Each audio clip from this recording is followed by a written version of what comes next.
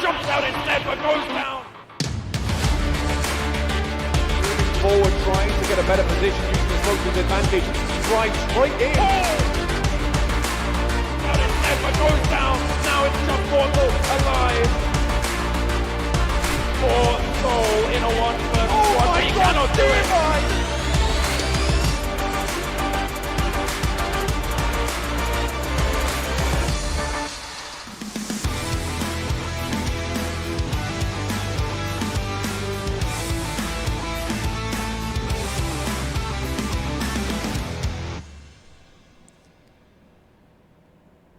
Ladies and gentlemen, welcome back to day 2 of the semi-finals of PMCO 2020 Spring Split. I am PC Peasants Gaming, and I have my daily co-caster and lover, Crips, all the way from Mumbai. Happy Valentine's Day to everybody! Happy Valentine's Day, baby. Thank you so much for giving me so much love, and also a huge shout out to everyone who's watching today, who probably should have been out somewhere celebrating their love, but here we are celebrating our love for the game instead. It is PUBG Mobile. This is the PMCO Spring Split 2020. The semi-finals of the Indian qualifier are live, and we are on day 2. The action continues. Absolutely. It is the second day of the semi-finals, and we're looking at the overall standings on the screen right now. We've got Marcos Gaming, the pride of Hyderabad, with 2 chicken dinners, 33 total kills at podium place, 88 points. Followed by that, we have Megastars and Fnatic both in close succession. Fnatic did not do as well as expected yesterday, but a top 3 finish is still something that is not surprising. UMExRxN, on the other hand, despite not having a good group stage, they are in the 5th place in the semi-final standing. Let's see if they can continue doing so. Yes, exactly. And we've got Team Genocide, of course, dropping down to 9th place, as well as Godlike dropping down to 10th place. But Team Tamil with the green arrow moving up a notch.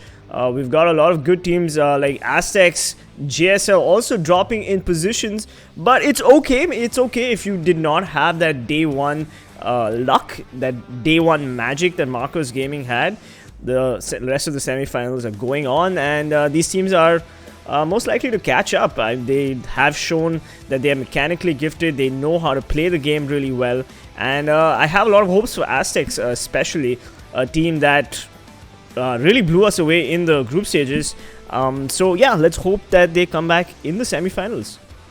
Yeah, they definitely have a good chance of doing so, because Aztecc is pretty consistent, and consistency is the name of the game. If you look at the point distribution table up ahead, you will notice that the chicken dinner team gets first. The team that gets the chicken dinner gets 20 points. The team that comes in second gets 14. The team that comes in third gets 10, so on and so forth. And then 1 kill is 1 point each. So you need to be consistent in getting high placement points as well as a good number of kills in order to end up with the maximum amount of points by the end of the semi-final stage. Absolutely. And it is Group A and C today, so we do have a lot of action in store for you. Any teams that sort of stand out for you, Crips, between these 2 groups? Well, obviously, the audience favorites, Orange Rock, Fnatic, etc., the teams that we almost always keep talking about, they are the ones that stand out for me. If we start on Erangel, it's an even games. Erangel is this classic map, and everyone knows how to play that. In Sanhok, teams with higher firepower like Orange Rock and maybe even Mayhem will be more relevant. Miramar, it's back today. Yesterday we had Vikendi instead of Miramar. Today it's the desert map, and in this one the teams that rotate well will really shine. Teams like I don't even know which team do you think had the best rotations all over the place? Honestly, Fnatic towards the end of the semi-finals had the best rotations. Marcos Gaming, of course, I would say consistently had the best rotations. And here we have Group A. We've got Fnatic, VSGCrawlers, Team Tamil, Revenge Esports, UMExRxN, Marcos Gaming, Full Power, and Team Ecstasy. I have a lot of hopes for Team Tamil and Marcos Gaming for sure. UMExRxN having a rough start to the semi-finals, but I do expect them to come back. And then we've got Mayhem, Team ELMT Esports, two teams that you do not mess with, AIM Gaming, 7Seas Esports, Cells, Icky Mafia, Lifecraft Esports, and Team -40. Now, Lifecraft had a very rocky start to the group stages, and they just managed to make it into the semifinals. But I do have a lot of hopes, obviously, for Mayhem's, Cloak, Shadow. These are amazing players. Team ELMT Esports, again, a team that consistently frags. And 7Seas Esports as well. I did make the mistake of calling them the underdogs, but they are definitely not playing like underdogs. I stand corrected. Anyway, well, we've got... At one point, 7Seas was not performing as well as we would have expected them to. We saw them in PUBG Mobile All-Stars as well a couple of months ago. Not even a couple of months, just like 1 month ago. And over there, they played so well. In the group stages, they had a tough time. But then by the time it ended, they were back to their full potential. Yeah, so we've got some interesting teams playing today. We've got some great maps ahead. We do not have Vikendi today.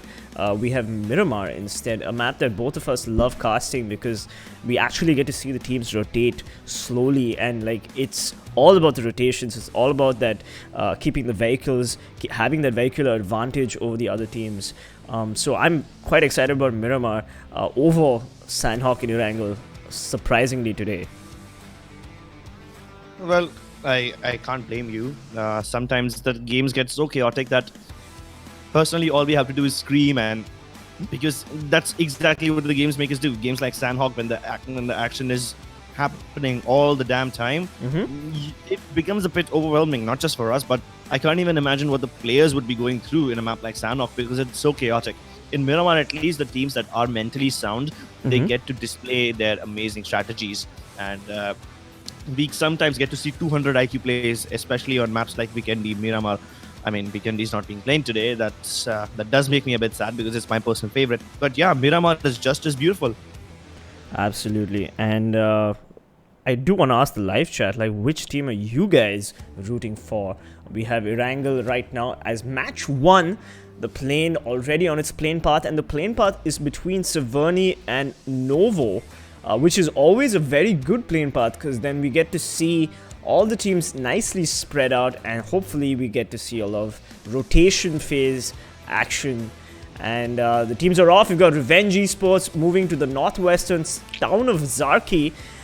Meanwhile, we've got Mayhem possibly going for Pochinki, and the Fnatic boys, as usual, dropping south of Pochinki in those houses the way they generally drop in duos, get cars, get loot, and then they group up, they regroup, and then rotate back in the circle.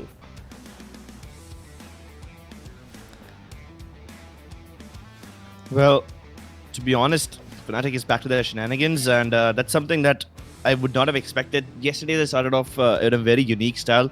I thought maybe they'd have something in store for us today as well. Apparently not. They may be just saving everything for the finals, or maybe for the global finals. They don't even want to show it against the Indian teams because they're probably confident.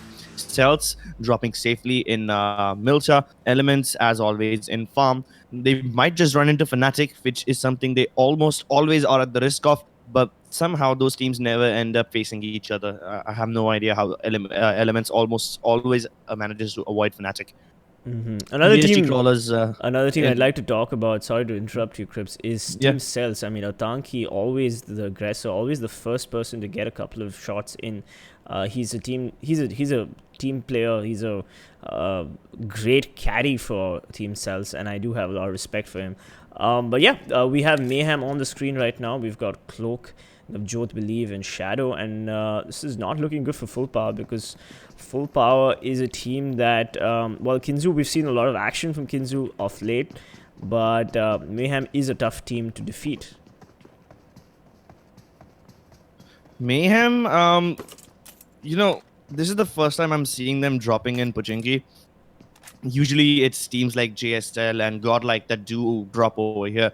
Obviously, none of them are present today. So instead, we have Icky Mafia and Lifecraft in Yasnaya. That's interesting. Now, I got to talk about Icky Mafia. Sorry. I'm so sorry. Go ahead, Crips. You were saying. Yeah, so Yasnaya is way too big of a town, and it's not in the circle. So both these teams don't just have to finish fighting each other; they have to look for cars as well. And cars can be really difficult to come around in Yasnaya. Either way, we are back to Pochinki. Yep, and we are. So let's hopefully see some action in Pochinki, because the team that does take Pochinki has the most central position in Erangel, and that makes the rotation phase a lot easier. You don't have to worry too much about getting pinned down in a rotation. So let's see what Kinzu has in store for the Mayhem boys. And we've got Fnatic, Team Ash and Paritosh. Ash seems to have taken a lot of damage, and so has Ronak. Looks like the Fnatic boys are already in hot water as Nexus OP. Oh my god, Nexus OP getting knocked. The Team M40 player, unfortunately, is already knocked, and Owace not finishing off M40, going for the revive first. Nexus OP is like, hey man, could you just put me out of my misery? As Paritosh does exactly that. That was very close for Fnatic. The Team M40 player could have thirsted Ronak. He had the opportunity to. He didn't do it. Maybe it was a gentleman's agreement. Anyway, we've got Owace, Fnatic. Team Fnatic still safe. Looking for some loot. Owace is going to need a better vest if he wants to survive to the later games. But yep, that would definitely have shooken them up a little bit. I'm sure they wouldn't have expected M40 to drop there, you know.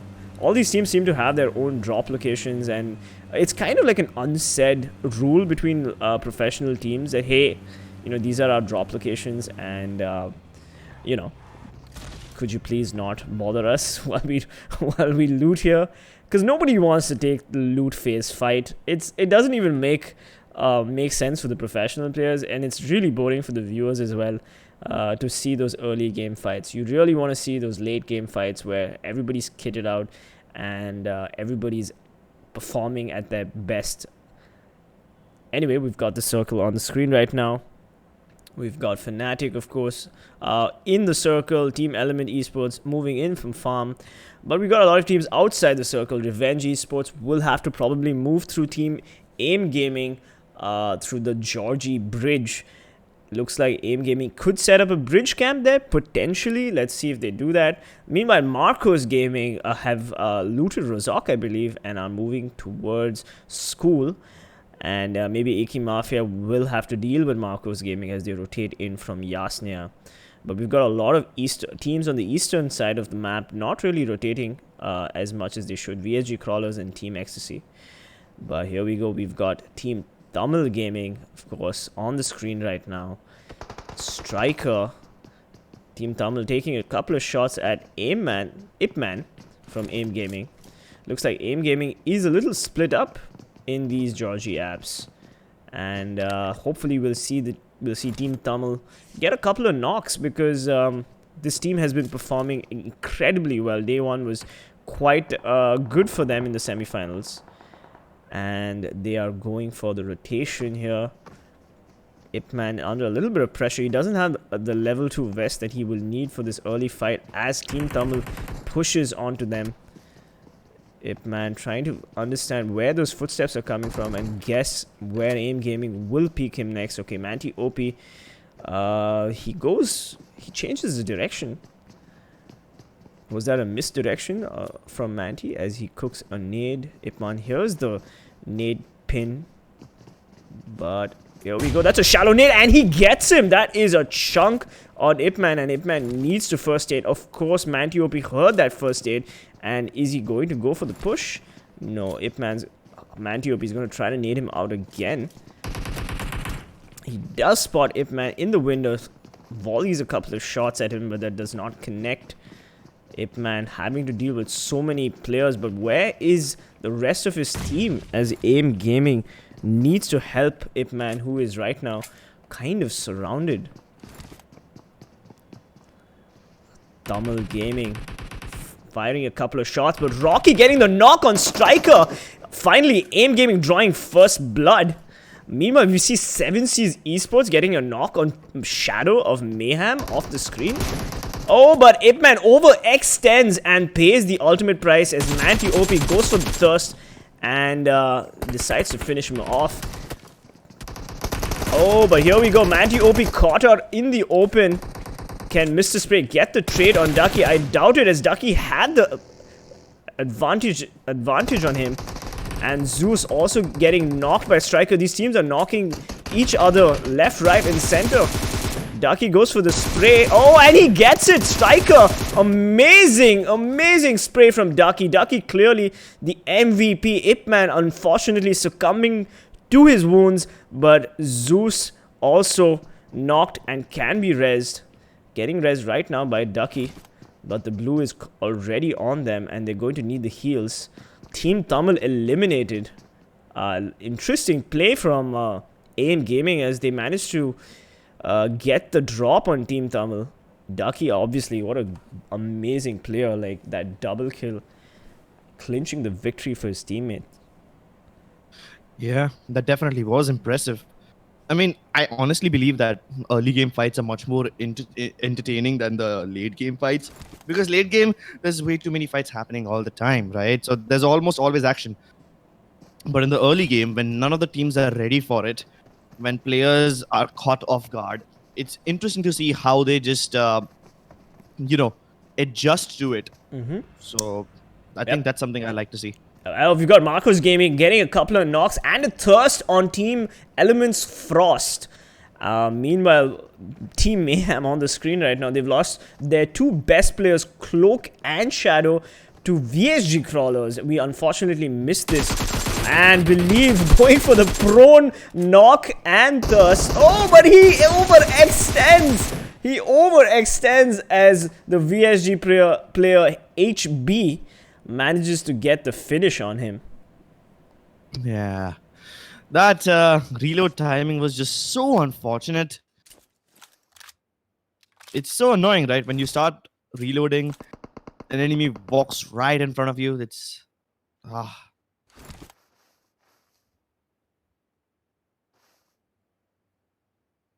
What is Navjot up to? He's not that far away. He's still relatively close to the same compound where his teammate died, but he's still hiding in the grass, hoping nobody spots him. Although it's not like he's putting a lot of effort into hiding. He can be easily spotted out. Cells and Iki Mafia, along with Fnatic. Three-way battle about to start. This could be interesting. Yeah, alright. We've got Team Mayhem's Navjot, last man standing. He's going to want to play for the position. Unfortunately, Mayhem just did not... did not manage to win that. I'm surprised. In the group stages, Mayhem did so well, but they've not been that successful in the semifinals so far. Exactly, and that's why I say the teams. It's interesting to see them fight when they're not ready for it, and definitely Lifecraft wasn't ready for Umumba. They already knock out Noob YTP, and his teammates can't save him. Instant thirst. Yep. The question is, do Lifecraft turn around in exact revenge, or do they continue pushing on towards the middle of nowhere? They seem to have taken control of one compound, which is good enough, but they know exactly where Umumba is, and what do they do with that information? I mean, you know, like this is always the issue with rotations. Sometimes it just doesn't work out in your favor. And I do respect Umumba for that spray down right there. Lifecraft would be stupid to go back. But anyway, look at the circle. Most of the teams pretty much in the safe zone. And the next circle will determine where these players need to move, as we see 7C's Esports taking on Revenge Esports. I wonder which organization will survive this encounter. Final boss already taken a lot of damage. Oh, but some car explodes as Revenge Esports takes multiple fights. We've got three teams. We've got Umumba also getting into the fights with 7C's Esports. Let's see what this team has in store for Umumba. They do get a knock, of course. The circle has changed. It moved northwards. Pochinki, the entire town, is still in the circle. Meanwhile, the other teams are going to have to fight their way in. And by other teams, I mean teams like 7C's and Lifecraft just around this hill. So they're going to have to deal with each other. But if you look at the circle towards a bit off the right-hand side, there's even more teams over there. Celts and Fnatic, they're trying to storm their way into the town of Pochinki, hoping that they will be able to secure some real estate. Fnatic will settle at the edge of the circle, though. Yep, that is a circle that people will want to rotate to. Of course, Revenge Esports looks like they're taking the central part of that circle, but AIM Gaming is definitely gonna contest that. 7Seas Esports right at the edge. Playing the edge isn't always a bad idea, but when you have teams like Fnatic always pushing for central locations, like the last game of Miramar in the first day of the semifinals, it didn't quite work out for them, as I believe Critic from Team Ecstasy or Team Genocide. Genocide. Team Genocide, yeah. I mean, he got a couple of lucky kills on them. So sometimes being out in the open in the central part of the circle doesn't work out for you. I mean, we saw this yesterday with Fnatic as well. Out in the open in the center of the circle. And Fnatic even had high ground advantage. Yet, it did not work out for them. So, yeah, sometimes central helps. Sometimes edge helps. It just depends on which approach you believe in more. I think Navjot believes in stealth because he's hearing footsteps right next to him, but he's praying to God inside the tower of the church, hoping that he survives long enough. Absolutely. Navjot is probably playing just for position points. He's not going to want to take any fights, and he's just going to stay there and stay extremely silent as Venom and Sahil thunder around the church below him. Imagine how stressful it is for Navjot and the rest of his team. They're all probably all sitting on the edge of their seats right now. Yeah, and they're all like sitting next to him, looking into his phone, watching over his shoulder, and then you can just feel the weight of them. You can feel their weight on your shoulders, and that's just that's a lot of pressure. You do not want to be in that situation, even if you have nothing to lose, even if you're in an advantageous situation. I mean, let's say if this was not Navjot surrounded by 4 members of Team Ecstasy, if it was just a 1v1 situation where Navjot, he has the information and he's looking to kill someone, even then, the pressure is too much, even when you have an advantage. In this situation, it would be even worse.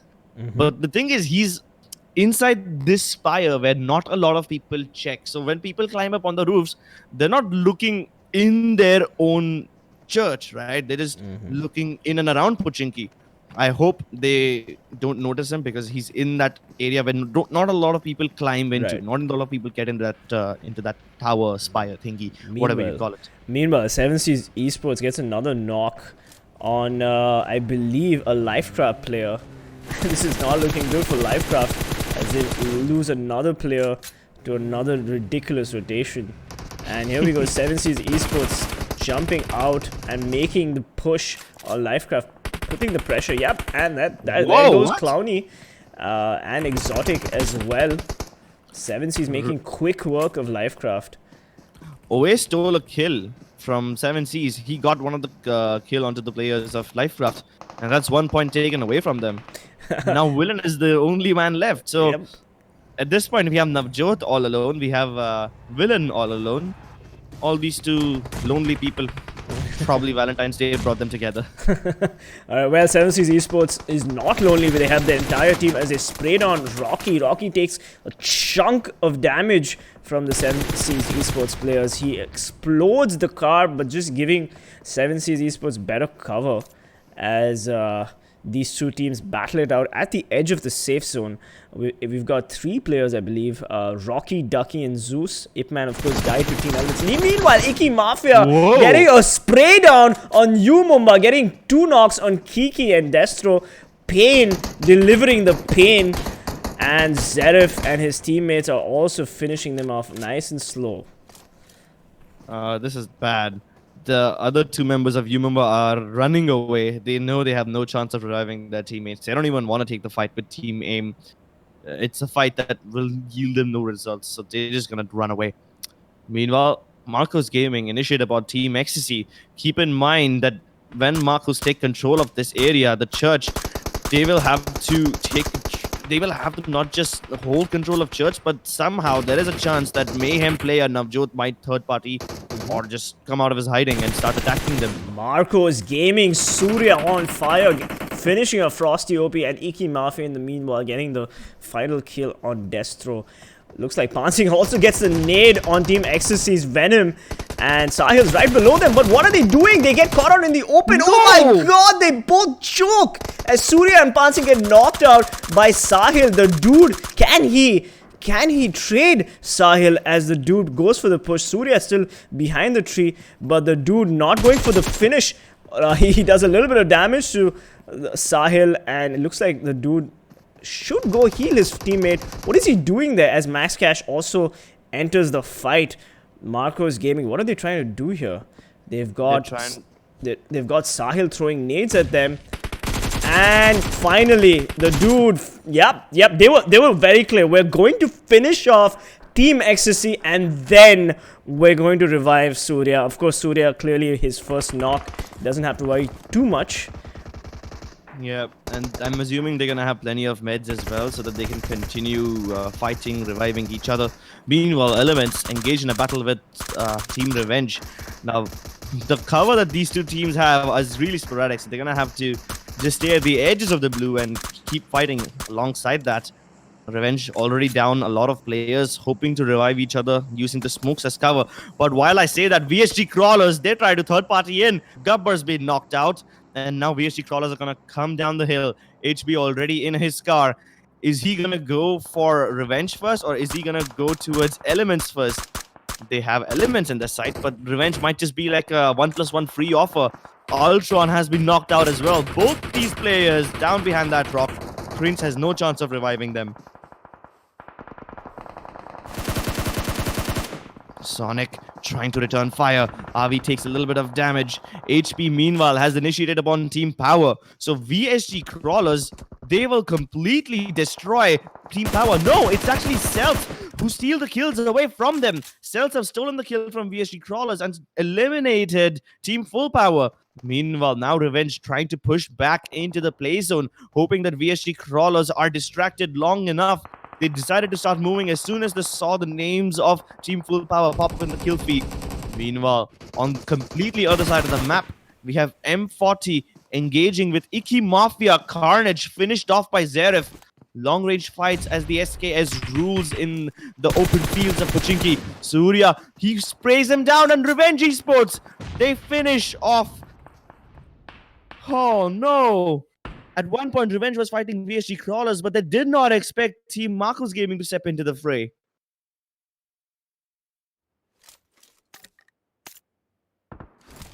Gabbar.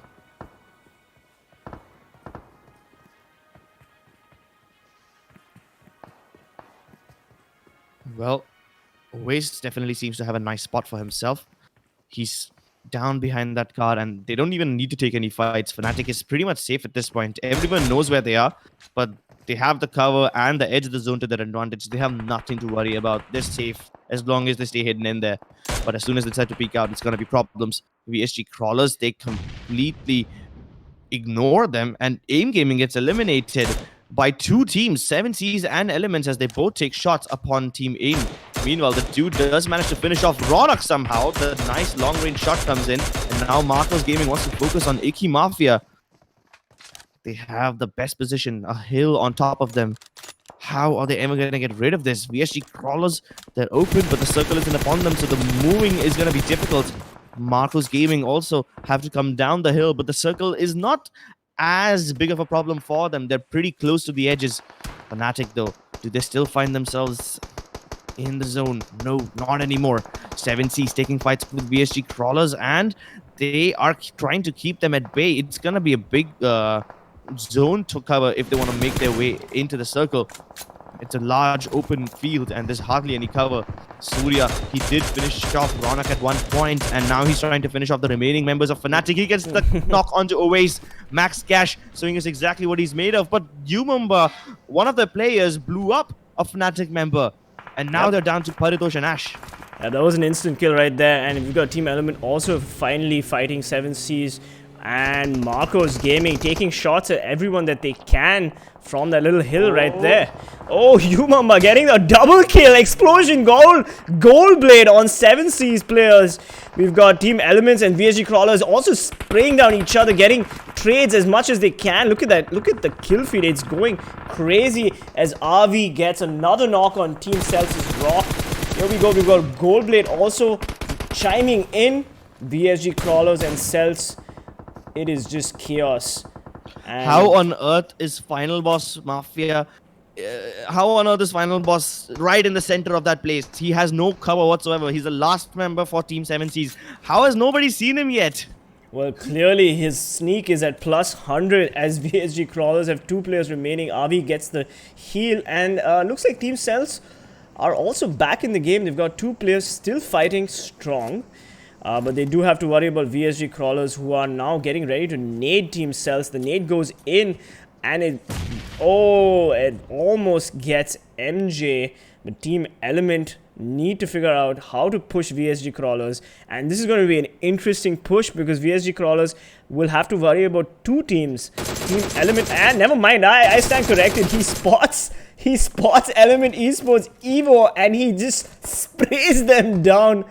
Oh, beautiful play by Evo. VSGCrawlers very much still in the game. Look at the points. They've got 8 points. Of course, Marcos Gaming having the highest points right now with 9 points. But the only team with all 4 players still invested in this game is Iki Mafia. Surya gets a spray. Never mind, I stand corrected. It's almost as though Surya heard my casting and said, oh, nope, let's just equalize that. The dude throws the nade. Does the nade land though? We will... Nope, it doesn't unfortunately do anything as VSGCrawlers also gets a knock on Umamba, finishes off the last Umamba player. They are out of the game. Yeah, Fnatic also taking a lot of problems.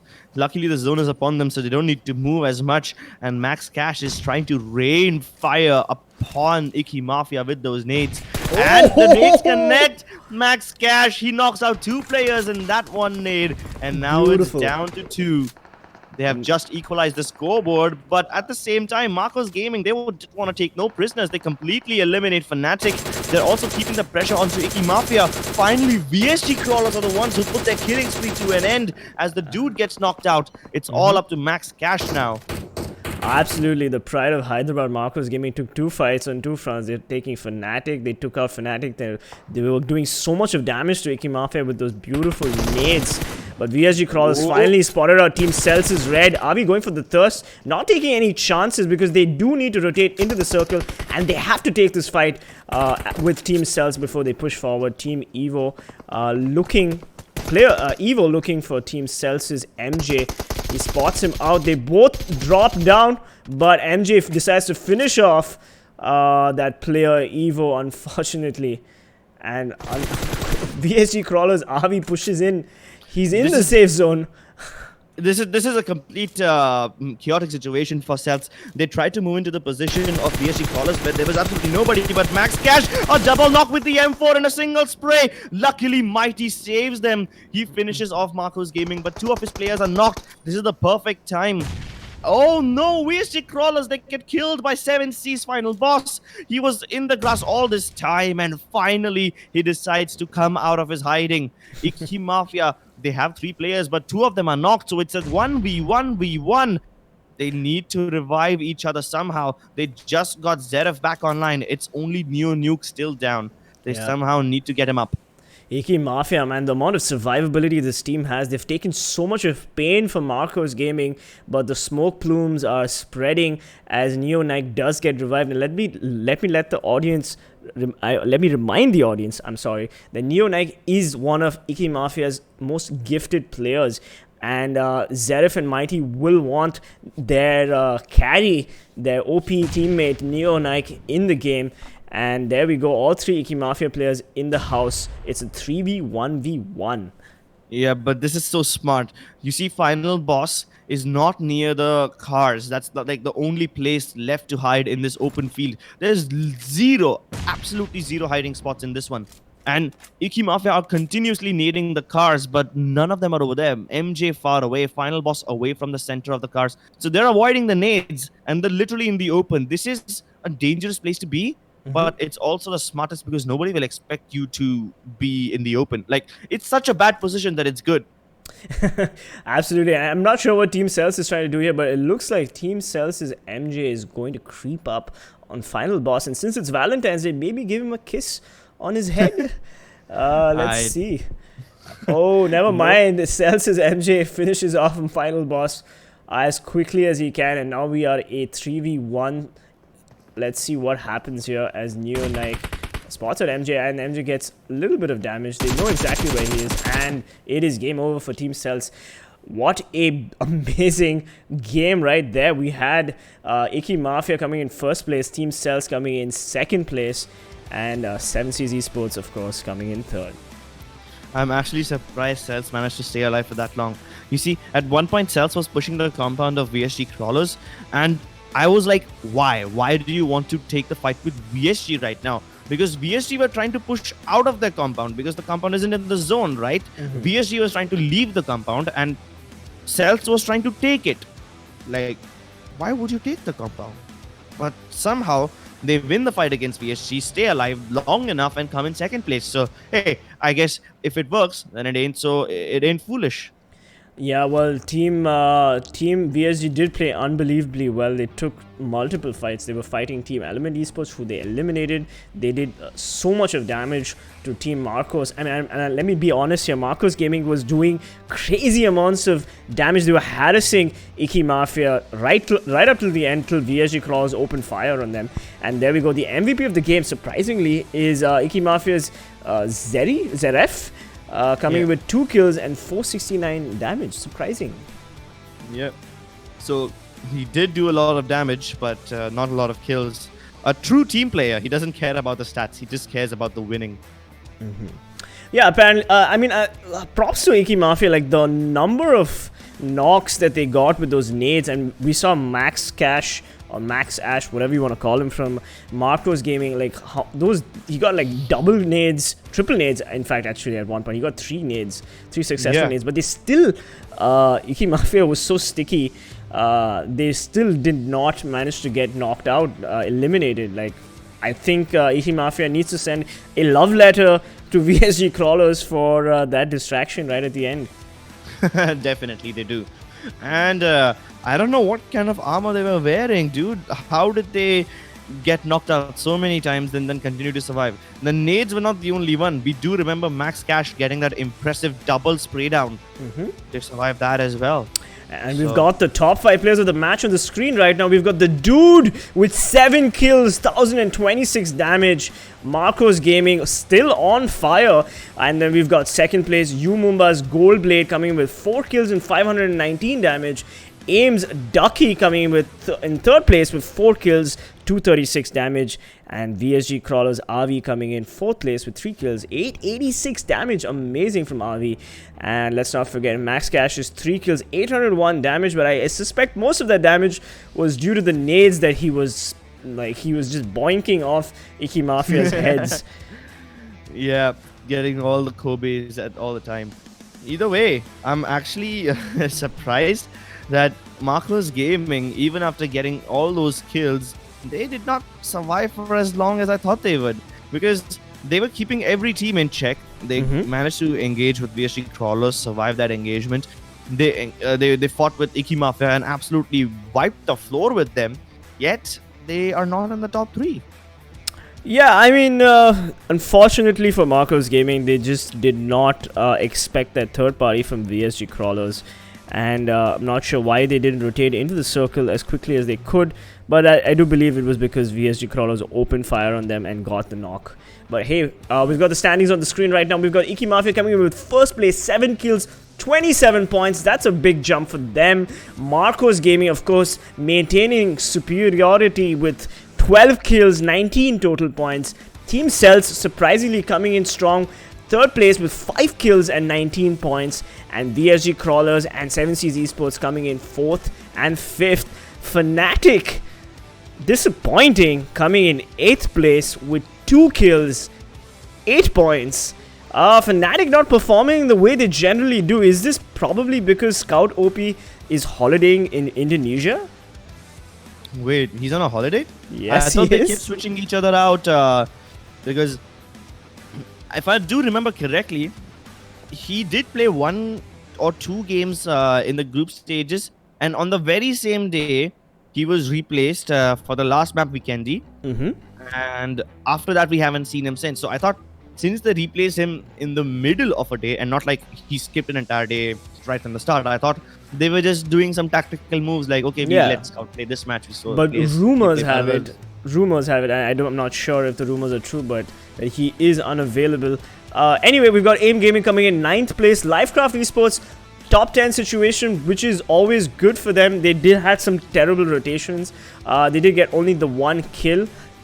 But hey, AIM Gaming, of course, getting all 4 kills on Team Tamil.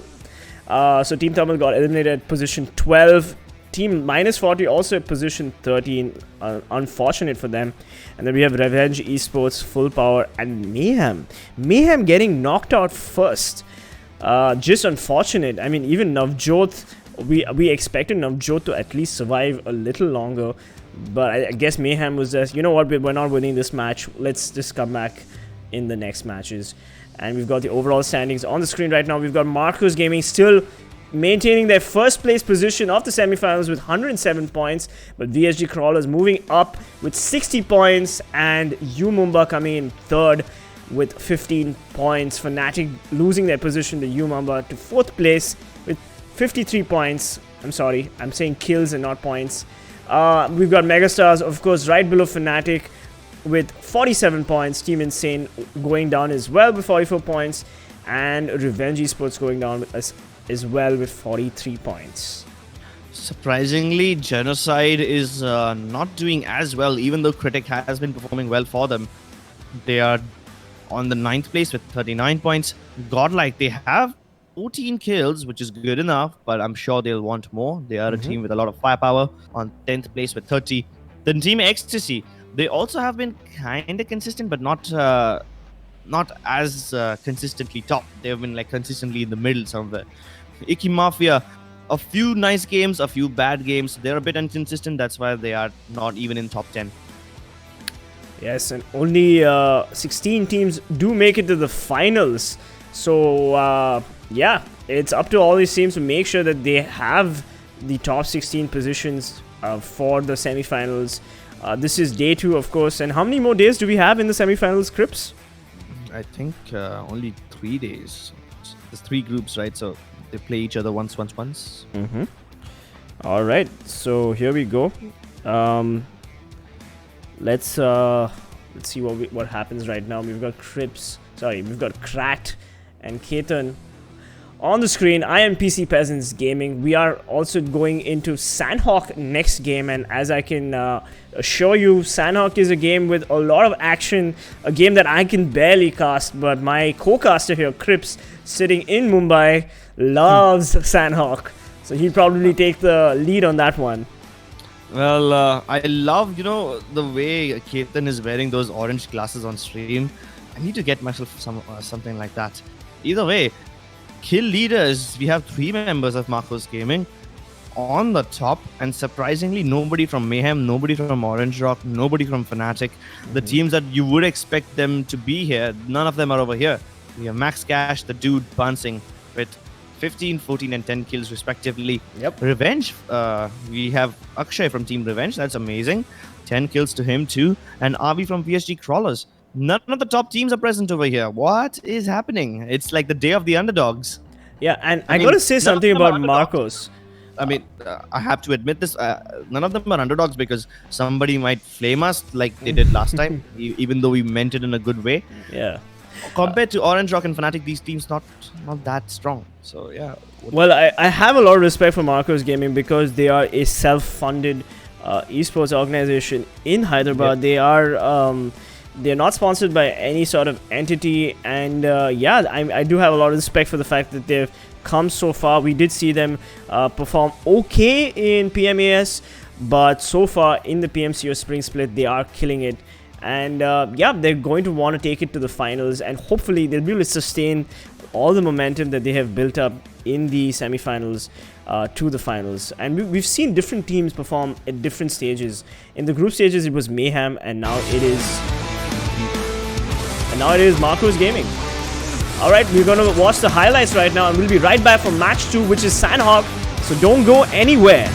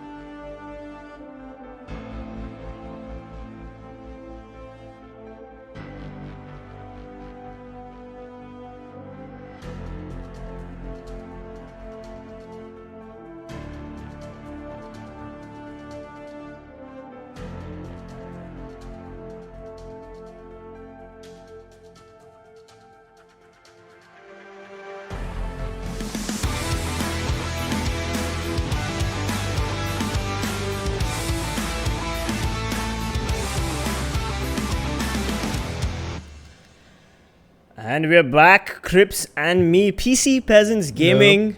Welcome back to match 2, which is Sanhok. Crips, take it away.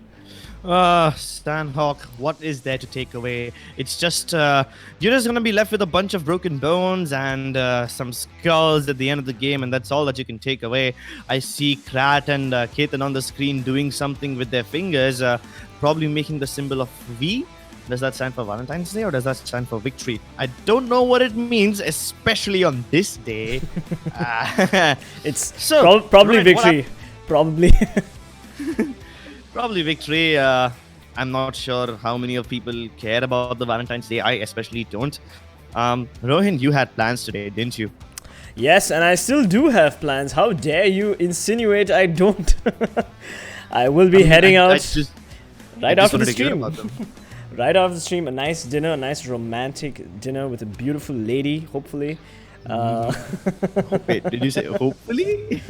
Let's not go into it. Let's talk about PUBG Mobile.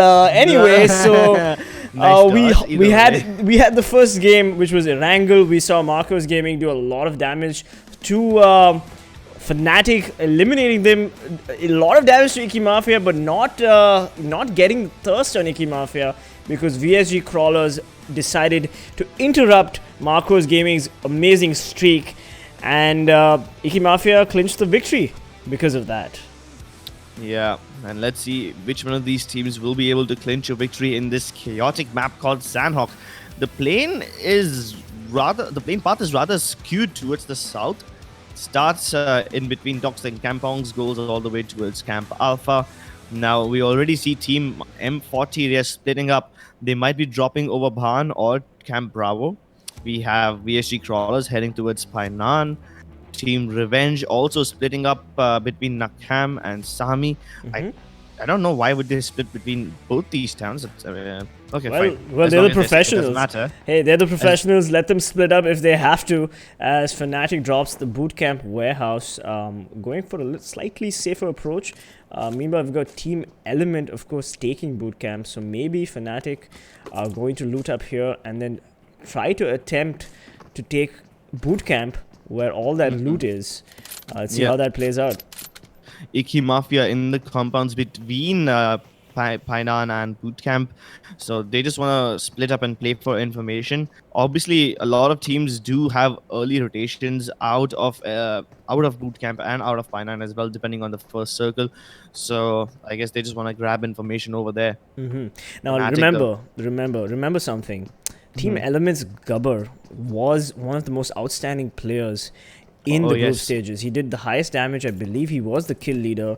He was the kill leader. Closely followed by Daljit of Orange Rock. I mean, they were practically neck and neck. So Team Element Esports is not a team to be trifled with. And we have the circle on the screen right now. We've got Lifecraft taking up Hatin, which is good for them as the circle is favoring the non-main island, the Hatin Island and the Ruins Island. So as usual, Painan and Trifecta will be a choke point that a lot of these teams will want to take over. Iki Mafia usually does like taking over Trifecta right at the start, but we haven't seen them go for it just yet. And I mean, even though they're splitting up, not even a single player is in Trifecta just yet. So that compound is still up for grabs. It's too early. And if Fnatic decide to avoid bootcamp, they might take Trifecta or they might just directly swim over to the northwestern island. I assume the final circle will be over there, but it could be anywhere in between the south and north one. I don't think it will be on the main island though.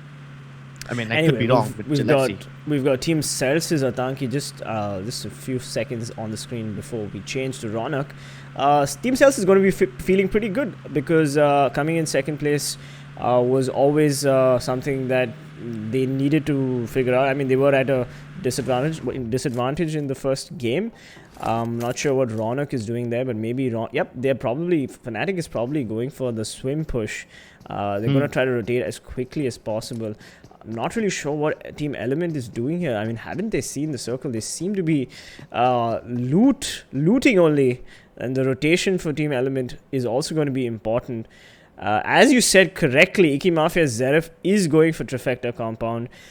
Good call. That was a good prediction. And we also have Marcos Gaming crossing the bridge north of Tambang, north of Ruins.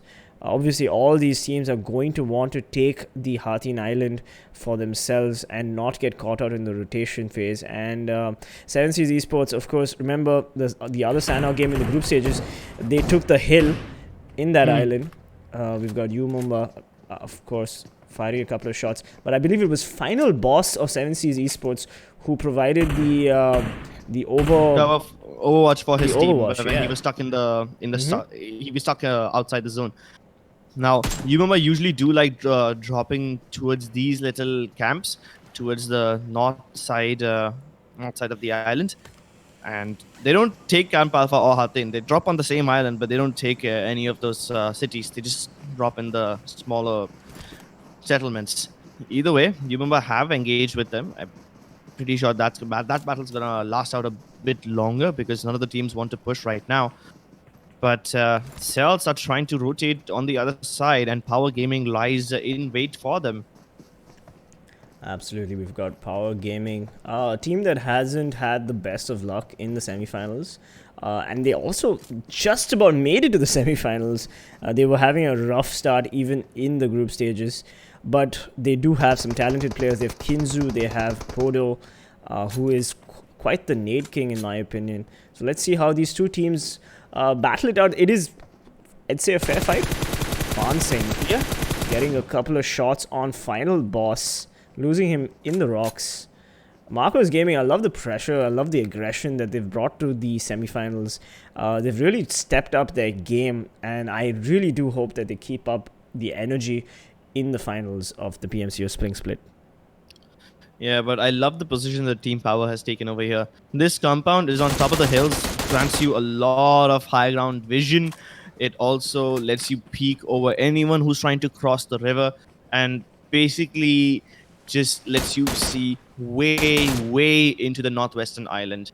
So you can probably third party in between the Mumba fight if you are up there in that little compound.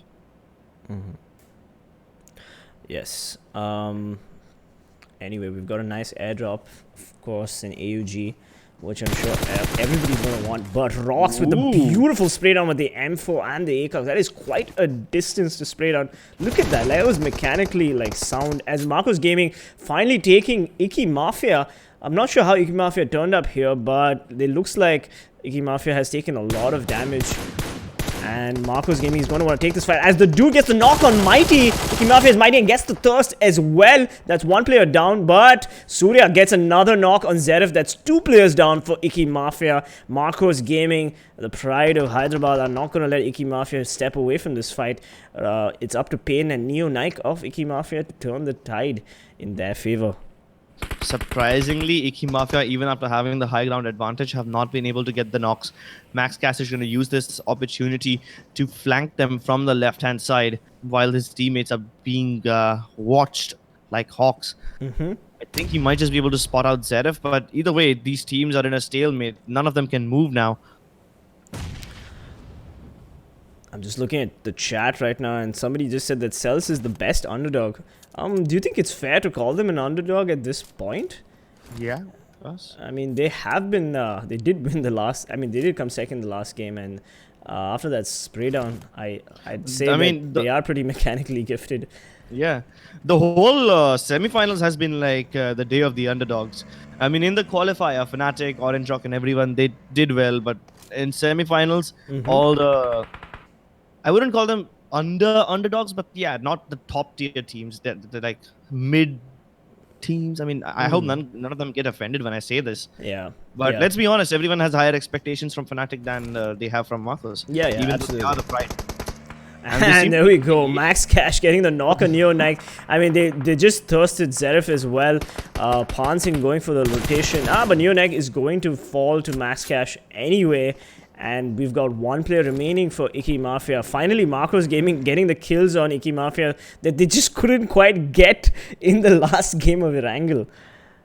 Yeah, and that's the thing. They took the scooter, they went down hills instead of going uphill to push them. Now they're doing it, and Pain has seen them. But as soon as they get out of the scooter, he gets one knock. Unfortunately, the dude is surviving on like 1 HP.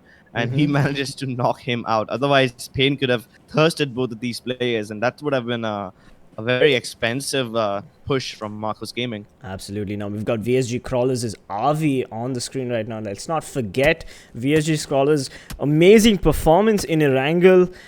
They took a lot of interesting third parties. They eliminated Team ELMT Esports in the last circle.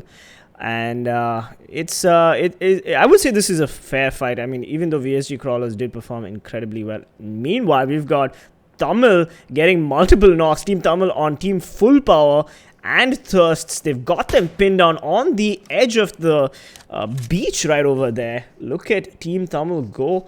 That's 2 players down for Full Power, I believe.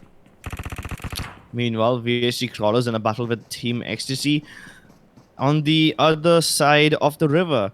So yeah, both these teams are gonna be locked in a very long, very draining battle as they keep getting knocks on each other, and none of them will be able to finish each other off unless and of course they decide to push.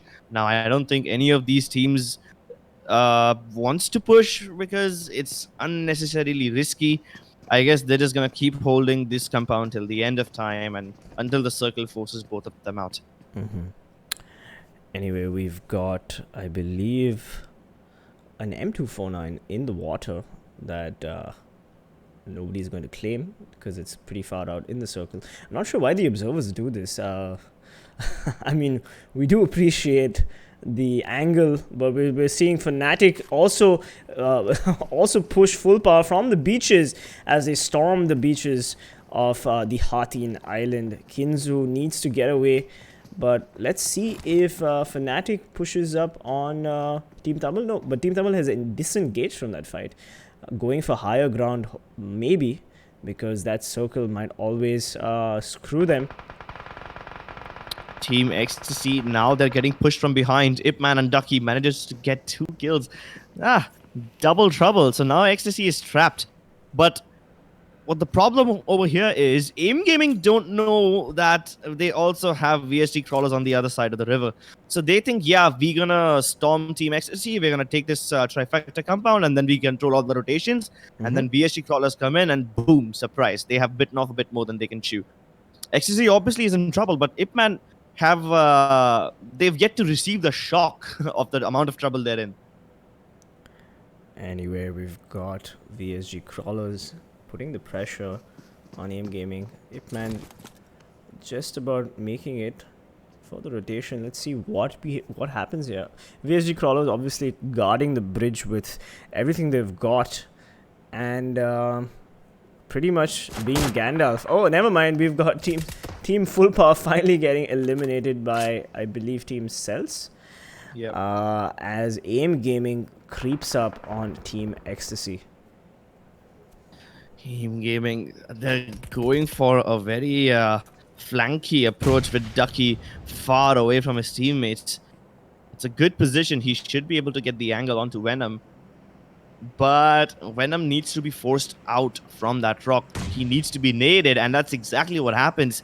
Zeus, he's gonna chuck one at him and blow him up. Nastic throwing in a nade to... No, not a nade. He's throwing a smoke so that he can cover him. But Ipman's already in, and this is the opportunity he needed. Now, while Nastic is busy looking towards Venom, I hope Ipman has the angle onto him. And yes, he will finish Venom off. Nastic could not do anything about it. What does he do now, though? VSGCrawlers. And he needs to be careful about the other teammates of Ipman as well, because he can't just keep looking towards him. Ipman over here, obviously, his job is not to go for the kills. His job is to set up a distraction so that the rest of AIM Gaming can move in. But unfortunately, he's not doing a good enough job, as Ducky still manages to get knocked out somehow. And now he has to, once again, keep them busy so that they can revive Ducky in peace. And the flames burn as Ipman tries to get an angle. Oh, he gets the nade on Nastic. Nastic eats it. Not sure why we're looking at Umumba here, but we are. Umumba just getting a drop from the heavens. That MK14. I wonder if they want to go for it, but Ipman goes for the smoke. Tries to get Ducky back up. Ducky unfortunately got knocked by VSGCrawlers while rotating in to push with Ipman. But he's back up on his feet and ready to go. And it is Yeah, up to so Team Ecstasy Team Gaming to... finally realized that VSGCrawlers are also close by. Mhm. So now they're not going to be feeling as optimistic about this fight with Ecstasy as they were feeling before. So we might even see them just walk away. But Ducky gets knocked out immediately after he was rezzed. Oh man, this poor guy. It's not his day as Ipman tries to get an angle on Team Ecstasy and finish them off. VSGCrawlers, as usual, the kings of third party. Here we go. Just making sure that nobody crosses the bridge that they are going to protect. But the circle has changed, and it looks like AIM Gaming will now be the gatekeepers as VSGCrawlers have to push towards them eventually. Eventually, yes. They don't have to push just yet. But the other teams are going to have to push towards this trifecta compound. So more and more teams are going to keep entering this fight. Unless, of course, those teams are careful enough or brave enough to go swimming. And VSGCrawlers going for the push, and never mind Evo going for the aggressive push. They're like, you know what, we need to rotate, and we might as well rotate while these two teams are like in battle with each other. And now Team Ecstasy has to worry about all the telegraphing that Evo is doing. They know he's there, and Aztecc and FrostOP. Oh, FrostOP takes the nade. This is not looking good for Team Ecstasy as they are pretty much in a kill sandwich between these two teams. Evo reveals his position. We have some members of VSGCrawlers still on the other side of the river who are just starting to move in now, and they have all arrived on this island. Nope, not all of them. One of them is still back there. He's gonna act as a little overwatcher and try to provide cover. The nades connect, but they don't knock. Aztecc needs to go heal up, but instead he decides to peek. He decides to peek even when he was on low HP, and he pays the price for it. Frosty OP, that mistake nade is gonna cost him half of his HP. VSGCrawlers, Evo, he third person peeked him, and he spotted him. He also tried to take the fight. Avi will fall. Zeus, he tries to take the rotation from other side. He sprays him down through the windows. Ipman also steps into the fray, and they're going in for the thirst. We've knocked out VSGCrawlers players, and the only one left is HP. He was on the other side of the river watching his teammates fall. Absolutely mad. I mean, what was VSG thinking? I mean, that was unnecessary for them to go for the push and the thirst, but AIM Gaming coming in strong, playing it very safe. They knew that there was a third party going to happen, and they thought they might as well be the ones doing it. Yeah, but that's the thing, right? They moved inside the houses to finish off the knocked out Ecstasy players, and that's what happens when you're inside. You are vulnerable to nades, you are vulnerable to flanks. They took the advantage, they took care of Ecstasy, but they didn't realize that by doing so, they're putting themselves in the same situation that Ecstasy was in. And then AIM Gaming can surround their house from every side, continue nading them and finish them off. Oh, never mind. We've got Pansing getting a knock on Raid as Revenge Esports and Pansing are finally fighting against each other. Maskash in the water gets a beautiful spray down with the 6x. What amazing control on Trilok, and Marcos Gaming going to go for the push as Akshay gets the res, but never mind. Pansing finishes off Sonic. Akshay sprays on Pansing, but can the dude get Akshay? Akshay goes back to help out his teammate as sorry, Pansing goes back to the dude goes back to help out his teammate. Never mind. Wait, what is happening? VSGCrawlers from far away getting the knock on Akshay. Oh my god. Can Pansing heal up as quickly as possible? I don't think he's going to get knocked again by the blue zone as Tamil Gaming decides to rotate slowly back into the circle. What a cluster of a fight right there. Oh no, the circle is still kinda icy-dicey. A little bit of boot camp, most of it on the northwestern island. I think the final circle will be on the other side of the island, but the teams in boot camp are gonna have to rotate. That's elements. They have to rotate, and they can't. They have to either swim or use the trifecta to rotate around. Meanwhile, we also have TeamElves on the island, the literal island in the center of the river, and they have no way in. Mayhem is trying to rotate from the top side of the circle. M40 is far away from all this action. They are not even close to beginning the rotation. Meanwhile, Navjot takes a hit from Team Lifecraft. That's interesting. We haven't seen Lifecraft take down the big name teams, especially like Mayhem. Let's see if they manage to do it completely. You know, the circle is playing with the players right now as all these players have to go for the rotation. 7C is getting the knock on Team Tamils. Manti OP as Ronak also has the angle on these players. And Ronak goes for the kill steal. Beautiful. And Team Tamil in a bad position between Fnatic and 7C's Esports as Ronak cooks the nade. Oh, he overextends, but does that nade? Oh, he manages it in time. He manages to get Mr. Spray. Beautiful trade from these two players as Mayhem crossing the waters into the safe zone. It is up to Fnatic now to be the gatekeepers for Team Tamil and now for 7C's Esports as well.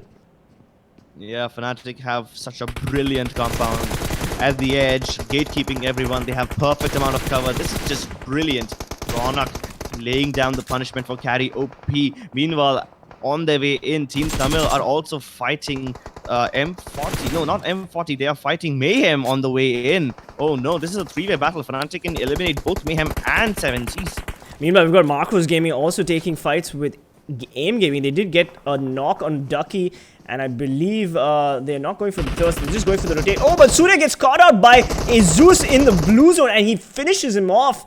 Aim Gaming still pretty much in the fight, and now Marcos needs to worry about the remaining Aim Gaming players as Cloak. Not sure what Cloak is trying to do right there in the blue zone. That blue zone is going to hurt them. Pansing gets ready with the nade. Meanwhile, Ronak finishing off Striker. Team Tamil dropping like flies to the Fnatic players. Cells also trying to swim their way in, but nobody has spotted them just yet.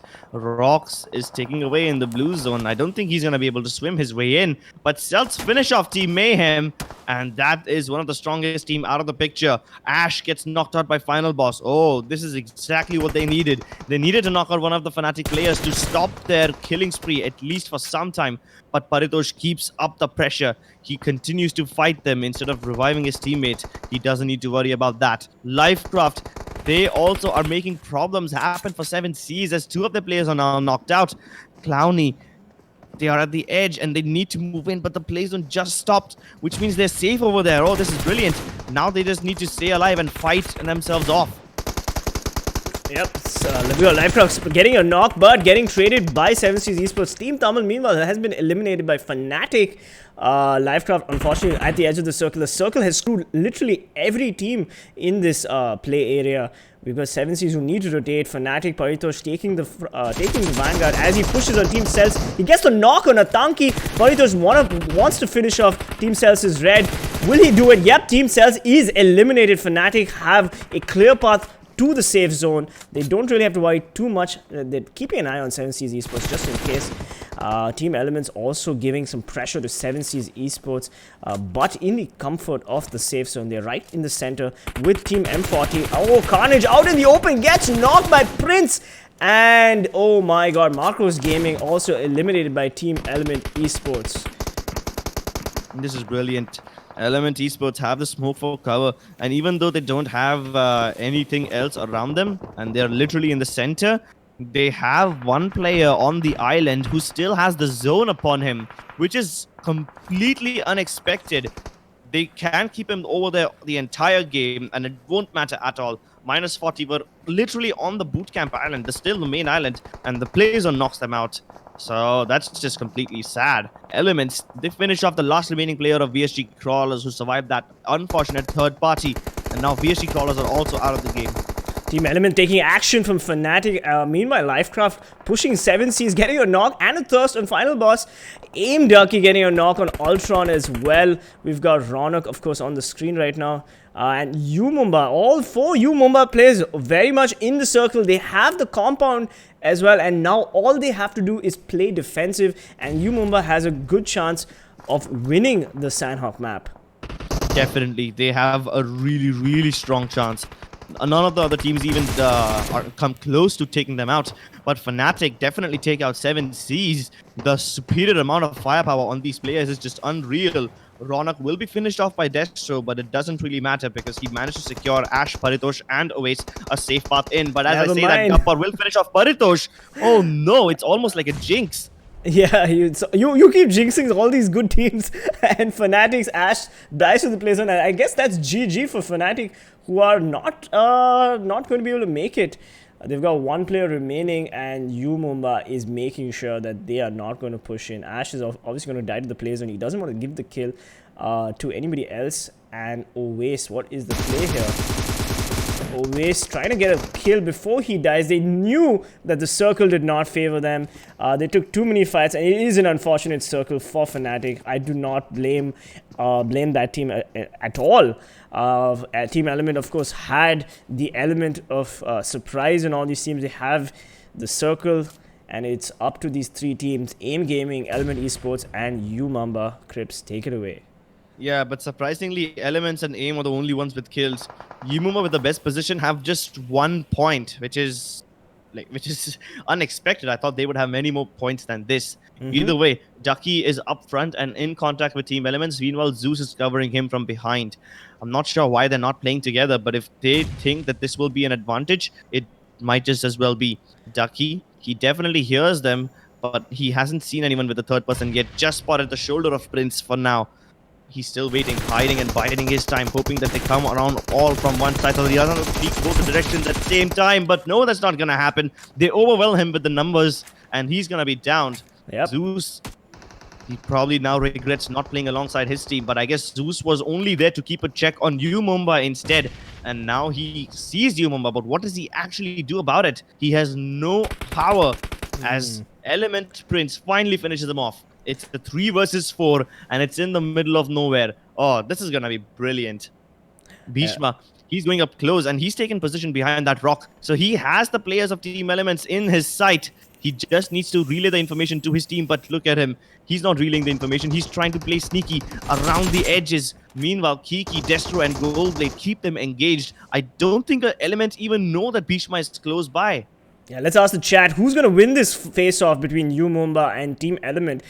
Team Element with the highest number of kills are obviously going to be feeling pretty warmed up and confident. They do have Gubbard, one of the best players of the group stages in their team, alive and well. Let's see what Bhishma, Destro, and Goldblade have in store for him. Goldblade takes a chunk of damage as Bhishma also puts the lead down his AK, but nothing connects. Team Element... one nade is going to definitely destroy Team Element. Gubber unfortunately knocked by Bhishma, and he gets thirsted by the play zone. Frost also gets knocked by Destro. This is not looking good for Team Element as UMExRxN going for the push. One player left and elimination. Team Element Esports are out. They come in, of course, second place. UMExRxN had the circle, had the compound, had the advantage. And AIM Gaming, unfortunately, with the two-player disadvantage, unfortunately, they just couldn't place better. But they did take multiple fights on the way to the last circle. So huge props to AIM Gaming coming in third. Definitely. We also saw UMExRxN. They were in the same island, the same bunch of compounds right from the start of the game. And that's probably why they did not have a lot of kills in this one, because they were playing it super safe and playing it along the playing it from compound to compound in the zone. And hey, as long as it works out, I'm happy for them. I think this is the first win that UMExRxN have taken, both in the group stages and the semifinals. Yep, and they're going to be feeling pretty happy about themselves, but good for them. I mean, you don't always get the circle, and it's good that UMExRxN did, but let's look at the MVP. Of course, it goes to Destro with 3 kills, 233 damage. Not the greatest amount of damage for UMExRxN, but hey, clinching that MVP is always a good thing. But I gotta say, AIM Gaming, I think they're the team that stood out for me this particular game. They fought so many teams. They fought, I believe, VSGCrawlers, Team Ecstasy, even Marcos Gaming. They eliminated Marcos Gaming, which is quite a feather in their cap, because Marcos Gaming has been killing it in the semifinals so far. Exactly, Marcos Gaming showing us exactly why they are not the underdogs. They are the big bad ones that everyone should be scared of. And they, even if they don't win the chicken dinners, they always have a very high number of kills. So they definitely are showing everyone who's the boss. At the same time, AIM Gaming, this time living up to their name, were taking a lot of aim battles, and it's not like AIM Gaming was playing smart. They were just relying on their mechanical skills, and they were winning fights just based on that. So that's really commendable. Absolutely. Okay, we've got the top 5 players on the screen right now. We've got ELMT Esports Ultron coming in with 5 kills. Ronak from Fnatic coming in with 4 kills in second place. Aim Gaming's Ip Man doing a lot of damage, 696 damage, 3 kills. Marcos the dude, we saw some great gameplay from Marcos Gaming, but they just couldn't keep up the pressure on Aim Gaming, and unfortunately coming in 4th place with 3 kills. And Aim's Zeus, of course, look at that, two players from Aim Gaming on the top 5 leaderboard. So yeah, that's a good play for them, and I'm sure Aim Gaming is going to be feeling pretty happy about this Sanhok match. But this was the second match. We are also going to, I believe, Miramar next, which will be match 3, Yep. and then we will have Erangel in match 4. Yeah, all these teams are going to be able to show us what true rotation superpower looks like in Miramar.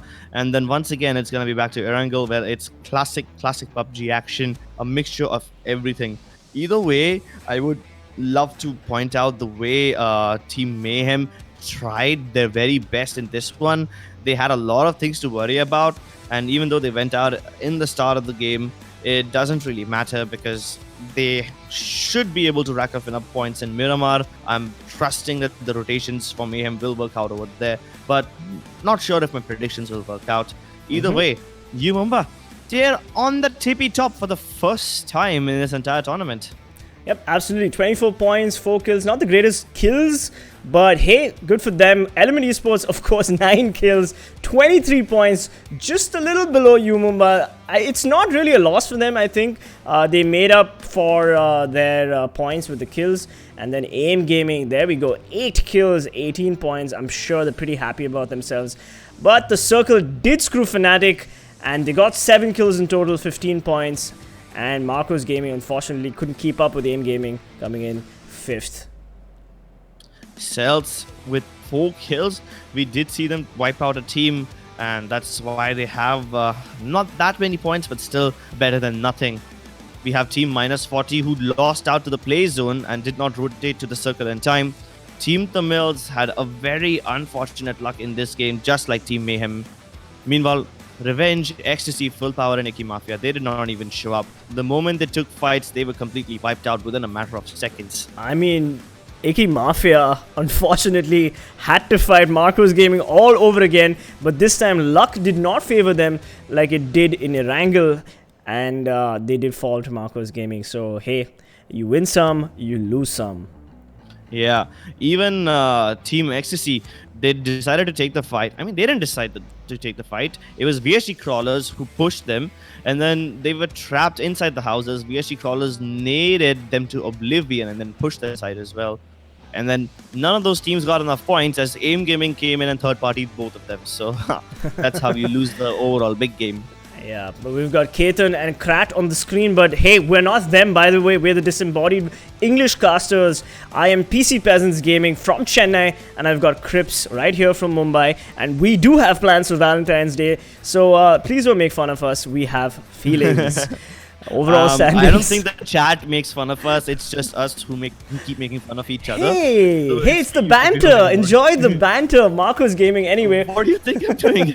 First place, 53 total kills, 118 total points, still remaining on top. UMExRxN crossing VSGCrawlers coming in second with 19 total kills, 78 points, and VSGCrawlers coming in third with 28 kills, 68 points. Of course, Marcos Gaming still killing it, but VSGCrawlers 28 kills. Hey, they're catching up. We've got Fnatic coming in fourth place with 24 kills, 68 points. Not performing like they generally do. Maybe because Scout OP isn't there. I mean, the jury is out for that discussion, and I really don't want to get into that discussion because it could get a little toxic. Either way, Genocide are the ones who are on the second page, starting with 39 points. After that, there's a big gap between them and ELMT Esports with 31. Godlike did not progress any further, obviously did not play today. Meanwhile, Ecstasy and Iki Mafia, who had a chance to move up in the world, they could not. 7Cs, Celts, all of them continued to deliver abysmal performances. This time, Celts was in an even worse situation. I guess Sanhok wasn't really their thing. Maybe in Miramar, they should be able to bounce back because it's more wide open, and Celts have shown us that they do have some decent rotations. Yeah, there we go. We've got Aim Gaming going up the ladder. Lifecraft Esports surprisingly also going up the ladder. Remember that all these teams need to qualify in a top 16 standings. Otherwise, they will not make it to the finals.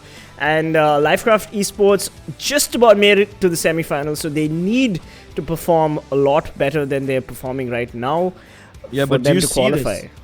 Do you see where Mayhem is? They are with just 3 points at the absolute bottom. 3 points. Meanwhile, we have teams who have crossed 100 points already. Keep in mind, Mayhem was top 3, and now they're at the rock bottom with what? How? I can't. I don't understand this. How did they have can't only even. 3 points? I can't even. Yes, you can't even. Yep, Mayhem has not been having the greatest semifinals, and they should probably worry about it. But hey, we do have Miramar match 3 coming up next, so don't go anywhere. Mayhem, hopefully, the Kings of Miramar, at least in the group stages, will be able to take their position back in the standings. Yeah, I mean, it was only the first day for Team Mayhem, so they still have 2 more games remaining for the day.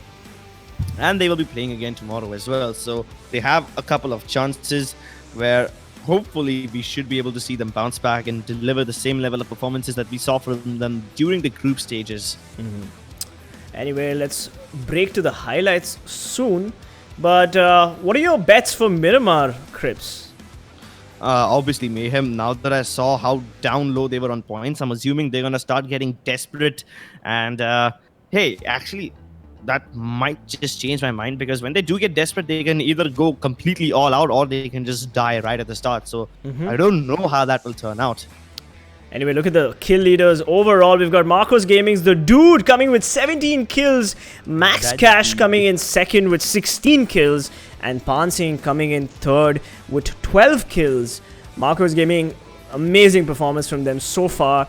Then we've got 4th place VSGCrawlers Avi with 11 kills. And Revenge Esports Akshay with 10 kills. But look at the damage that The Dude is dishing out. 3,152 damage. That's crazy. 4,000 points ahead of his competitors. Surprisingly, here comes the only player of Orange Rock, Mavi, with 9 kills in the tournament so far. I mean, at one point, Daljit and Mavi, all of them were in the top 5. Now, they're not even there.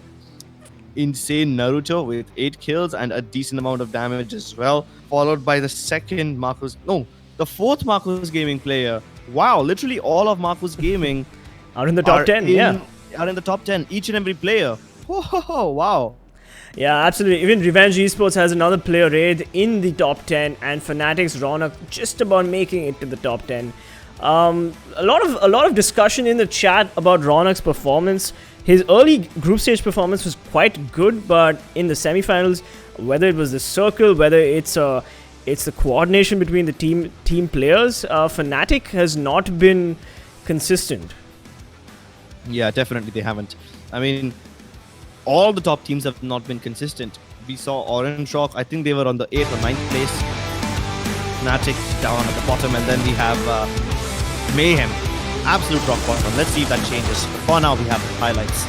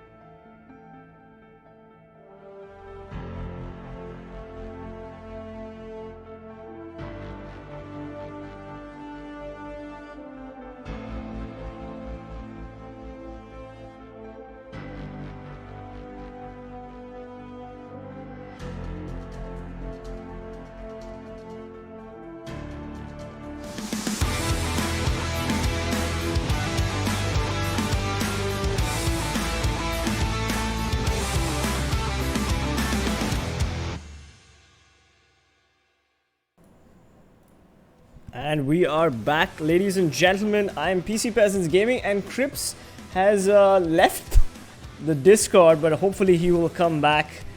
And yeah, I guess he doesn't know that we're back. We've got Ketan. We are. There we go. Just having some Crips. water.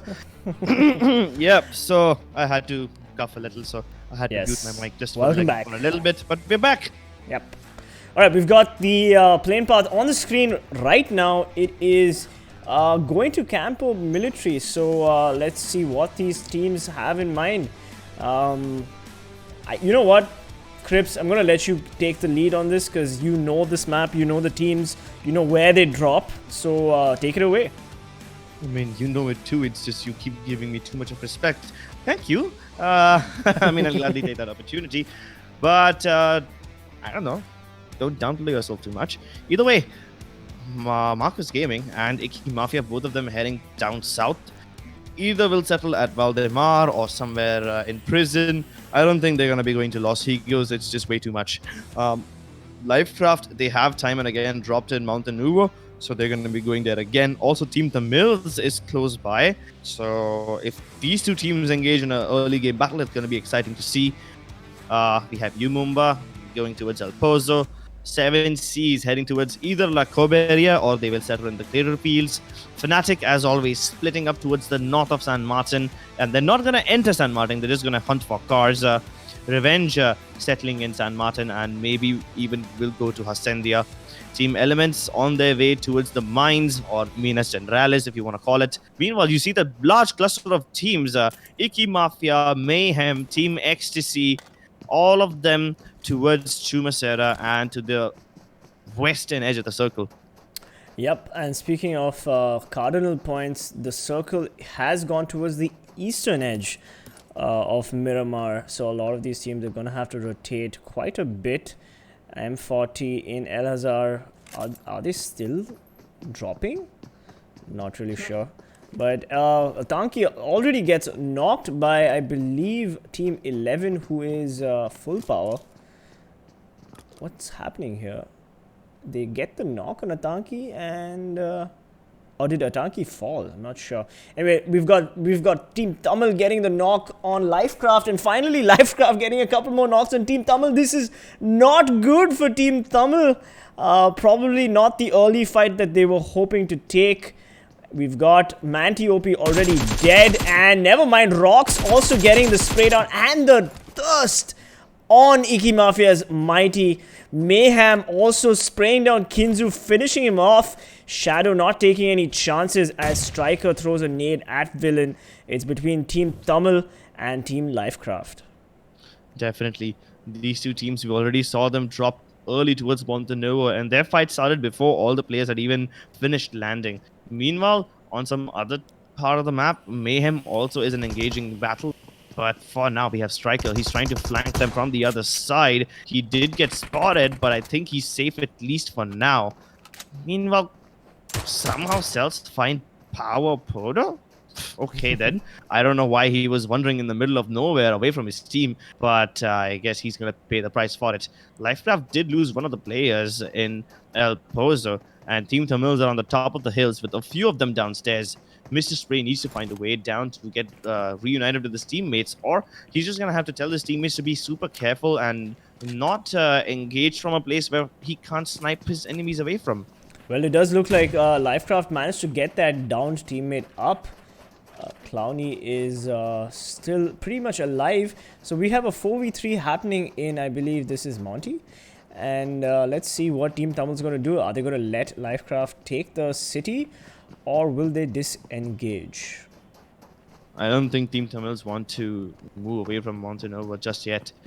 If they do get a car, that's a different story. And Karaoke is moving away already. But in some other part, Team Tamils have already found cars and they're already on the move. So I guess Carry will join them. They left as soon as Mantiope was killed. And they were like, yeah, we don't want to do anything to do with Montenegro. It's not even that great of a town anyway. And even though it's in the circle, they probably will settle elsewhere. Absolutely. I mean, Manti OP is one of their better players, and so that's quite a loss for Team Tamil. And I'm sure Team Tamil is going to be wanting to play the long game. And we Oh have no, the wait, circle. Nova isn't in zone. Yep. I thought it was in the zone, but okay, I was wrong. Anyway, we've got Fnatic also pretty close to Monty, and Full Power's Zoom Boom. I believe the last player alive for that team is also trying to get out of there. TeamElves, meanwhile, looting the down Full Power players. Let's see what TeamElves does here. This is a long rotation for a lot of these teams, so they better hurry up and rotate into that eastern circle of Miramar. Power Zoom Boom, he's lost the cars. And he's lost a lot of his teammates as well. Cells are still hanging around. They have the cars, but they don't want to rotate into the zone just yet. They know that they will find one more player roaming around somewhere, and they're just hoping that they find him before he escapes into the oblivion. Cells, though, a quick rotation and a relatively safe one as well. Absolutely. Right, we've got TeamElves regrouping. They're going to have to pick up MJ on the way. Where is MJ, for that matter? Let's look at the circle. Never mind. Let's look at Picardo as Team Ecstasy also decides to regroup. And Mayhem. Mayhem, the prodigal sons of Miramar. Let's hope that they actually achieve something in Did his this car map. just get stuck? Yeah, it looks like they did. They don't have the greatest loot, but they do also need to go for a quick rotation. Mayhem is a team that definitely does rotate early in Miramar, and Fnatic's Paritosh also trying to regroup with his team. Oh, they're going to his Minas. Now, the funny thing is, the last time Fnatic tried to take Minas Generalis, they ran into, I think it was Team Lifecraft over here, or it was Team AIM. I don't really remember. It could have been Godlike as well, but it was one of these three teams. But last time, Fnatic, the last time they tried to take Minas Generalis, they were punished really, really hard. This time they have it for free, so they're going to be happy about that. Meanwhile, Lifecraft moving in on the Tamil gaming player, Mr. Spray, and he's been spotted. They take shots at him. Somehow he manages to survive, at least for now, but Big Chill on the other side will find him eventually. And there's no backup for him. Yep, that's going to be a thirst for Clowny or Lifecraft. Okay, that's a bit overkill with the nades and stuff. But here we go, Team Tamil losing 2 players so early in the game. Not looking good for them, but hopefully they can maybe rotate to the circle and play a defensive position. Anyway, we've got Paritosh, Fnatic. Fnatic not playing that well in the semi-finals, and this was a discussion that was happening in chat. What happened between the group stages and the semi-finals, Crips?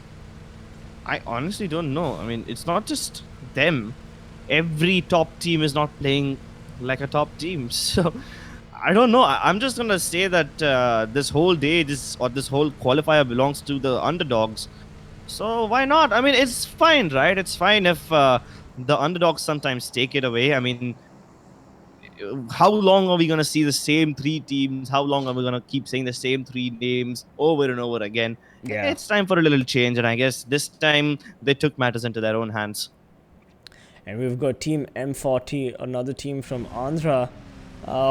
They are safely in the circle, and let's look at the circle right now. On the top right hand corner of the screen, Fnatic also pushing in from the southwestern side. And we were Team Element, Team Ecstasy pretty much in the circle, but Revenge Esports, I believe, is taking a little bit of action from Team Cells. Shots are being fired as Mumba also pushes into that circle. Hopefully we'll see some action in a few minutes. Yeah, we have Ecstasy about to run into... Never mind, it was too fast for me to see. Either way, Element and Ecstasy, yep. These 2 teams are facing off in Bandita, and it's going to be important because the circle just shifted and Bandita is at the edge of the zone. So they need to finish this fight quickly because more teams will be heading their way. Mumba, Cells, and at the same time, Lifecraft close by to each other. They're going to be probably engaging in a road war or will try to stop each other from rotating. Fnatic, will be having Team Marcos right behind them as they try to move into the circle. Half of Los Orleans is still in there, so it's up for grabs. And only Mayhem has control of Los Orleans up until this point, so they have a massive advantage. Ecstasy just trying to break in. And as Elements try to move in on the position of Team Ecstasy, they're going to fall back. They get into the cars and they're getting out of there. Well, they get a couple of shots, but they do not connect. Meanwhile, Iki Mafia on the map is rotating into Puerto. Yeah, super safe. Very smart play from Iki Mafia. A team that has always been consistent with their rotations, in my opinion. Yep. And you know what? Team Marcos just disappeared towards the south of the radar. So I'm assuming they were also going to take the long way around and go into Puerto. Either way, we did see Destro get knocked out, unfortunately, as Cells just pepper him from every direction mercilessly. We've got Revenge Esports also getting an explosive kill on Team Ecstasy's Venom. So there's a fight going on that we just missed off the camera. And there we go. We've got a Groza. Not sure where this Groza is. Right outside the circle. Let's see if any teams grab it. It's going to be a difficult one. Getting into this weird little shack at the edge of Los Leones. Trilog does spot out Frosty from Team Ecstasy. And his teammates are not too keen on finishing him off or engaging the rest of his team as they continue moving away in their cars. Well, actually, they did finish him off. So that's Team Ecstasy losing 2 players, Frosty and Venom. So Revenge Esports getting a 2K on Team Ecstasy, which I'm sure they're feeling pretty good about. Yeah. And Ecstasy was nowhere close by, so they just gave up the life of their teammate for absolutely free. Here we go. Let's see where that next circle is going to be. Meanwhile, Marcos Gaming, the team that has been surprising everybody's expectations, getting some amazing kills in the semifinals. They didn't perform this well in the group stages. It's almost that like somebody's turned on a switch. Meanwhile, we've got Mayhem getting it. Oh my god, Mayhem taking out 2 players. Shadow, 3 players. Can I correct myself? What is happening? Lifecraft dropping like flies, and finally Mayhem are back, and hopefully we will see some more action from this team that has been quite silent in the semifinals. Definitely way too silent. They're at the absolute bottom. They had only 3 points up until now. Now they have 7. So as long as they keep getting more kills, they're going to start coming back into this tournament. Fnatic at the edges. They've spotted out the dude. He's wide in the open, but what? Dude still managed to knock out Ronak. The reflexes on this man. Oh my god. Ungodly. Max Cash. Now he has Ronak in his sights, but knows somebody will try and come and save him. So he's just hoping to see where Ronak goes, and hopefully somebody will end up revealing the position from Fnatic. How on earth did dude get that reflex so quickly? Oh my god. Ronak started shooting first. But yet he died. Yeah, that was a crazy oh my god, the dude also finishing off Ronak. I gotta say, Marcos Gaming putting some pressure on the Fnatic players. Not looking good for Fnatic to lose Ronak so early in the game. That too in the rotation phase. Look at the dude spray. He gets a couple of shots to connect on Ash as well. Marcos Gaming, of course, also need to worry about the rotation, but Fnatic going to be taking that loss pretty badly as they rotate into the safe zone from the southern side of the circle. The dude, I think he's like one of the flashiest players in the country at this point. Such amazing game. I still can't stop thinking about it, but oh my lord, what a barrage of grenades. Are we getting blown up to smithereens? Ruthless takes a lot of damage as well, but surprisingly, he's not knocked out just yet. More and more nades keep flying. And they, oh my, at least 20 nades would have gone off by now, and they are not stopping. CG throws one nade, it flies right behind Rival and doesn't connect. But VSG have had enough time to revive Avi, and he should be up any second now. M40 are going around the edges and trying to flank them from every direction. Rival will run into CG. He's guarding the low ground. Meanwhile, the rest of Team VSG are up on the hill and they're trying to get a vantage point. They won't be finding any though. VSG CG getting dangerously close. Rival, he tries to fall back. He's low, and now Ruthless, the healthy player, engages with them. Nexus OP trying to get as many damage as he can. Oh my god, what is going on? CG, he's on fire. Nexus does manage to get one knock, but it doesn't really matter because Rival will still get downed. VSG are winning. They are winning hard. Yeah, absolutely. VSGCrawlers has made that look so simple. They just sprayed the shit out of M40, and Team M40 has been eliminated. I believe the first team to get eliminated from the Miramar match. Ladies and gentlemen, for those of you joining the stream right now, this is the semi-finals, and this is day 2, match 3, Miramar. And I've got Crips here, who is taking the lead, hopefully, on his favorite map. Stop calling it my favorite map. VSGCrawlers, absolutely devastating damage on M40.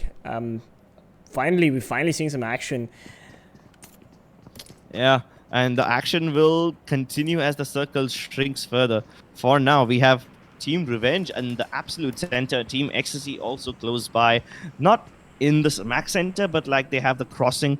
And guess what? Team Ecstasy and Revenge are the only ones in the circle, and they have the best positions. 7C is also close by on the eastern edge. They should be able to get in quickly, but all the other teams, they have a long way ahead of them.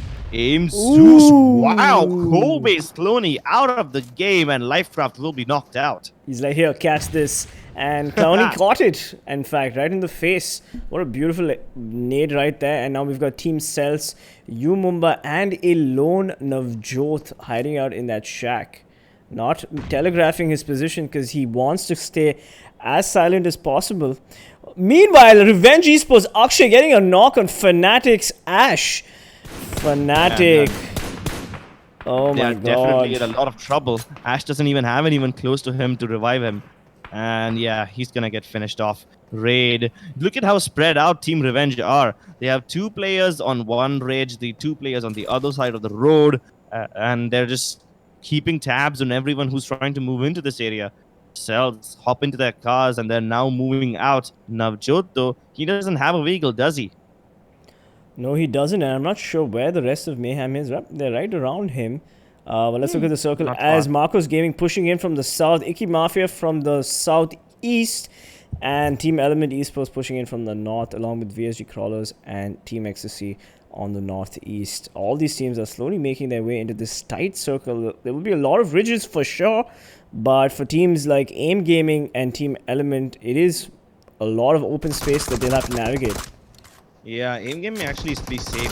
Bhishma continuing to dish out the punishment as he knocks Atanki out as well. They have stopped cells in the middle of their rotate, and now they're using their own cars as cover.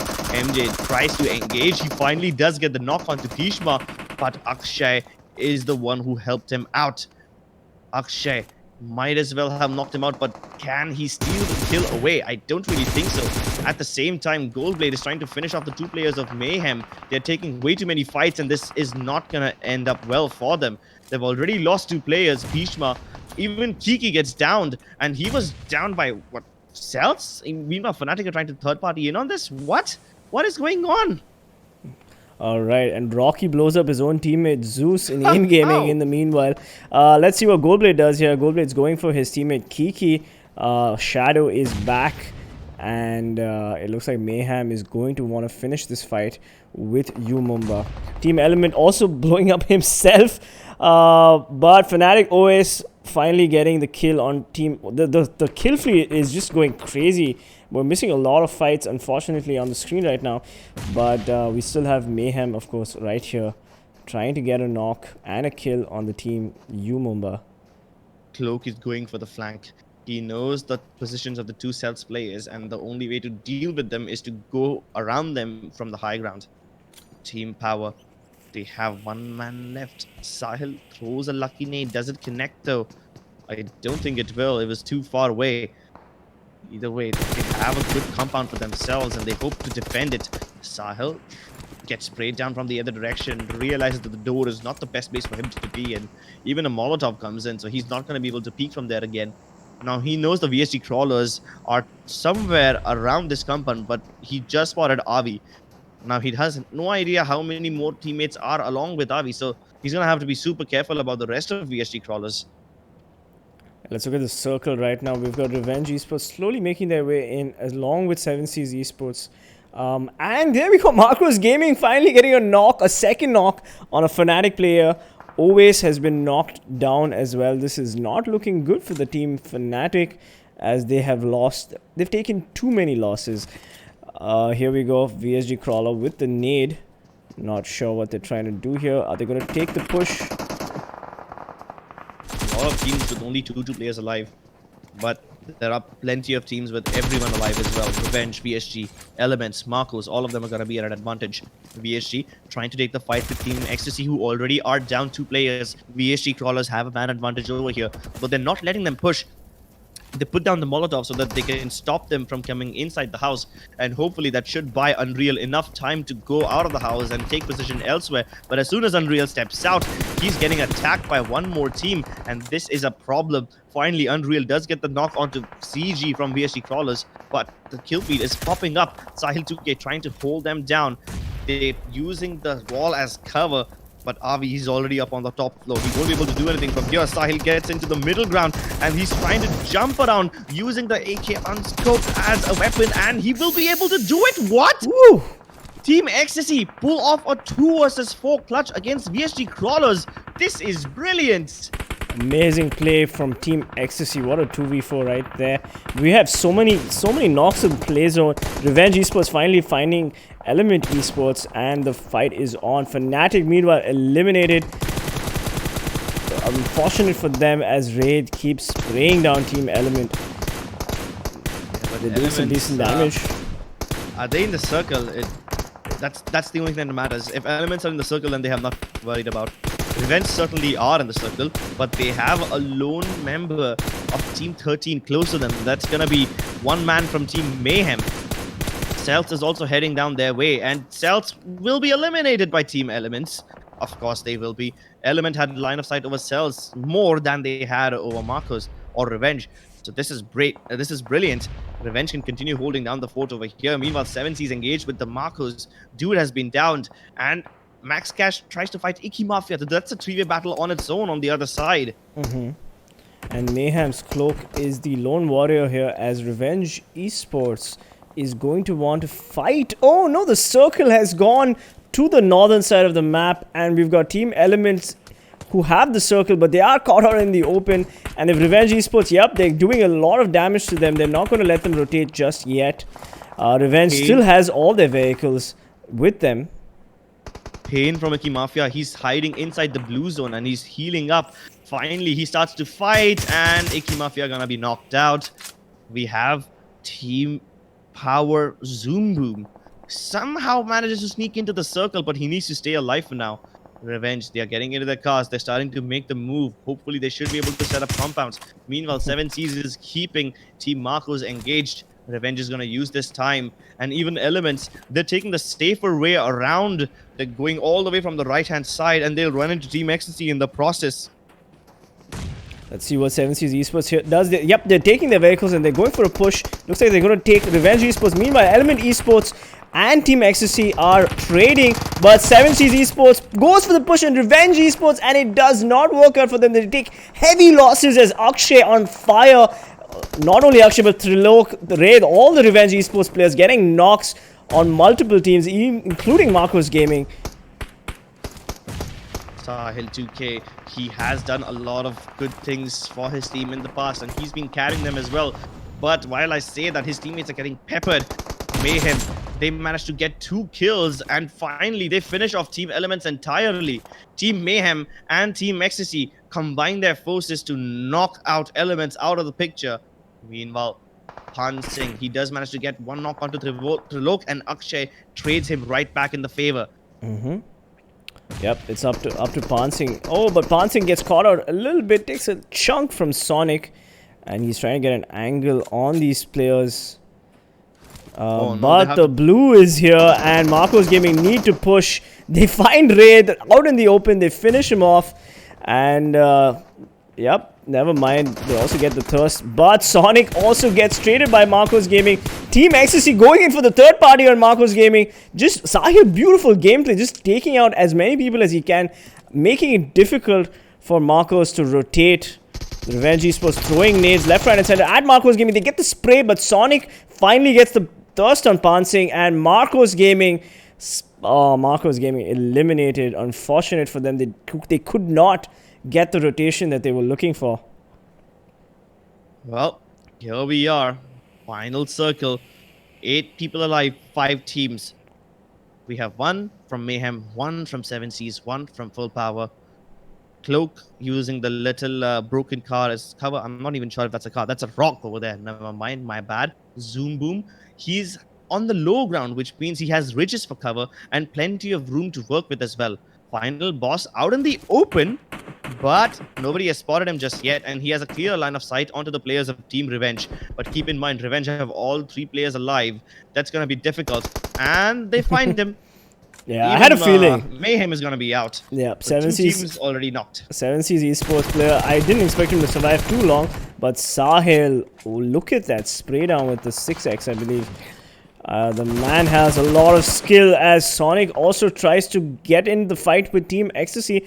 We've got 3 teams on the screen right now. Akshay in the car pushing out, but Sonic's dead already. This push might not have worked out. If Sonic stayed alive, then Akshay could have done a lot, but now his teammates cannot cover him, and Akshay has to take a break now, even though he was starting to push, and he's trapped in a very awkward situation now. Now they're in trouble because they have a disadvantage. Sahil, he knocks out through Lok as well, and he's on fire. He might just be able to finish him off, and he single-handedly wipes out 2 of the players.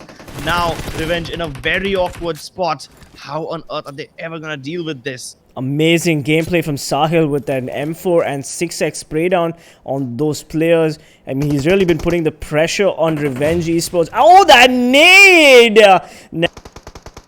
Doesn't make sense. He's dancing for us because he's just like, never mind. And that's how you save points, you know. You just don't let the other team get you when you know you're not going to win. I mean, at least he made it obvious, right, that he's deliberately doing this rather than seem like a mistake or just trying to even fight back. Either way, I'm actually disappointed with Team Revenge because that was a horrible mistake. More than that, I have to give credits to Sahil 2K. What an incredible spray down. And he single-handedly foiled the plans of Team Revenge. You see, when Akshay was pushing in with the vehicle, he could have actually created a lot of problems. Him up front with his teammates in the back providing overwatch. But as soon as one of the players in the back got knocked out, then they had to completely stop their plans. If Akshay, who rushed in, if he would have died, it would have been fine. Because that was his job was. His job was to go and die. But that wasn't part of the plan. His teammate dying, not a part of the plan. And obviously, all credit goes to Sahil 2K. He is the MVP of this game. Yeah, absolutely. Sahil with his beautiful spray downs with that M4 6x. I mean, he did make it a difficult rotate for Revenge Esports. So I do believe we're giving Revenge Esports too much of a hard time. Nobody expected Sahil to pull those 200 IQ spray downs. But hey, he did, and Team Ecstasy won the chicken dinner on match 3 of the Spring Split semi-finals. I am PC Peasants Gaming, and I have Crips here with me. We do hope you're enjoying the English cast, and if you are, don't forget to hit that like button and, of course, subscribe. Revenge Akshay, surprisingly, he has the highest number of kills. So I guess it's not all that bad. They still managed to do plenty of damage, even though they were eliminated in a rather messy way. MJ from TeamElves has 4 kills, and Sahil 2K, obviously the MVP of this game, coming in 3rd place with 500 damage. Akshay has over 1000 damage. Wow, that's impressive actually. Shadow from Team Mayhem also managed to show up. This time Team Mayhem did relatively well. I mean, they're not on the top, but still not that bad. At least they wouldn't be at the absolute bottom right now. Yeah, absolutely. Mayhem finally like coming in at least I believe it was 4th position if I'm not mistaken. But Shadow, 4 kills, good for him. And Trilok again, Revenge Esports coming in with 3 kills. I think Revenge Esports will be pretty happy about the way they perform, and at least Mayhem managed to make it to the last circle, which is something that they have been struggling with in the semifinals after a brilliant group stages. So let's hope that this early placement for Mayhem gives them the optimism, the energy that they need to sustain it for the remainder of the semi-finals. Definitely. Team Ecstasy with the chicken dinner. Amazing gameplay from Sahil 2K. And total of 27 points are in the lead. Revenge Esports, they had so many kills. So I take my words back. Even though they died in an embarrassing way, they still managed to kick a lot of ass before they finally went down. VSGCrawlers and Fnatic did not really have the best of game this time. Iki Mafia, Lifecraft, all of them struggling. At least Iki Mafia got some placement points, and that's nice. Meanwhile, Umumba, TeamTamilas continue to disappoint. Umumba, they had an amazing start by winning that chicken dinner. So I guess them underperforming in this match is sort of compensated by it. But AIM Gaming and -40 in a bit of trouble. Absolutely. AIM Gaming and -40 with the early eliminations, especially with the way VSGCrawlers just destroyed -40 in that brilliant spray down. -40 really need to step up their game if they want to be taken seriously and if they want to qualify for the finals. What do you think the finals are going to look like? So far, the flavor of the semi-finals is that the underdog teams are performing better. And you can see that already. Marcos Gaming, they were somewhere in the top 10, top 8, I guess, in the group stages. Now they're at the absolute top. Umumba, they were in a lot of trouble in the group stages. Now they're second. VSGCrawlers and Fnatic. I guess Fnatic is still consistent because they've always had slow starts where they're in the top 3, top 4, and then they get to the absolute first place later on in the tournament. Yeah, Revenge Esports. Maybe we'll see a late semi-final comeback for Fnatic. Probably. Yeah, you were talking about Revenge? Revenge Esports, they have a lot of kills to their name. 36. This could be even higher if they continue to perform the same way they performed in Miramar. Then we have Team Ecstasy. They have been winning individual team fights, but unfortunately, whenever third-party situation gets activated, they die. ELMT Esports, decent number of kills. 19 kills, 42 placement points. 23 placement points, 42 in total. Not bad. They do cross Orange Rock, and even 7Seas Esports and Cells are moving up. Full Power also moving up with that victory, that second place placement last game. We do have match 4 coming up, which is, I believe, Erangel. And it'll be interesting to see if Full Power can also place well in Erangel so that they can at least make it to the top 16 standing, because the top 16 teams are the ones which will be going into the finals. And this marathon is starting to become a sprint for a lot of these teams. Mayhem moving up very slowly in the ladder. Yeah, but they're still at the risk of getting eliminated, right? Yeah, hopefully they'll come back. Like Fnatic, Mayhem may have a late semi-final comeback, so let's see how they do. But 8 kills, they're not getting the kills that they generally do. I mean, they were fragging out like crazy in the group stages. I don't know what happened. Did they not reload their guns? It's the day of the underdogs. A lot of teams who weren't supposed to be at the top are performing really well, and the teams that did amazingly well, I mean, look at it. Even Team Aztecc are in the bottom 24. So yeah, I wouldn't have expected Mayhem and Aztecc to be down there, but they are. Yeah, it's the day of the underdogs, man. I'm telling you. Well, anyway, those of you who are worried about Fnatic, you don't really have to be worried about them, because as long as they are in the 4th position in the overall standings, it doesn't seem to matter. Like, all they'll want to do is make it to the finals, because that's really where they will start taking the games far more seriously. I mean, without Scout in their team, they seem to be doing okay. With the and it doesn't really matter. Yeah, with the 4th place standing, all of them are not equally bad. talented. Yeah. Anyway, we've got Marcos Gaming's the dude, the kill leader with 19 kills and 3,500 damage, followed by Revenge Akshay. We saw Revenge Akshay do so much of damage in this last round. Amazing plays by the player. 17 kills, 3k damage, followed by Max Cash's 17 kills. Also, of course, Marcos Gaming, Pan Singh following Max Cash with 13 kills. These players, Marcos Gaming, of course, is killing it. They could have won, if they won that last fight with Revenge, I do believe they would have placed far better in Miramar. It's just that they choked and they just didn't win that fight. And then let's not forget VSGCrawlers, RV with 12 kills. VSGCrawlers, of course, we saw a beautiful fight where they eliminated M40, but yeah, let's see if VSGCrawlers can place better. I think their rotations have not been the best, but their fights have certainly been the best. They've been the king of the third party, in my opinion, where they get these nutty kills from far away.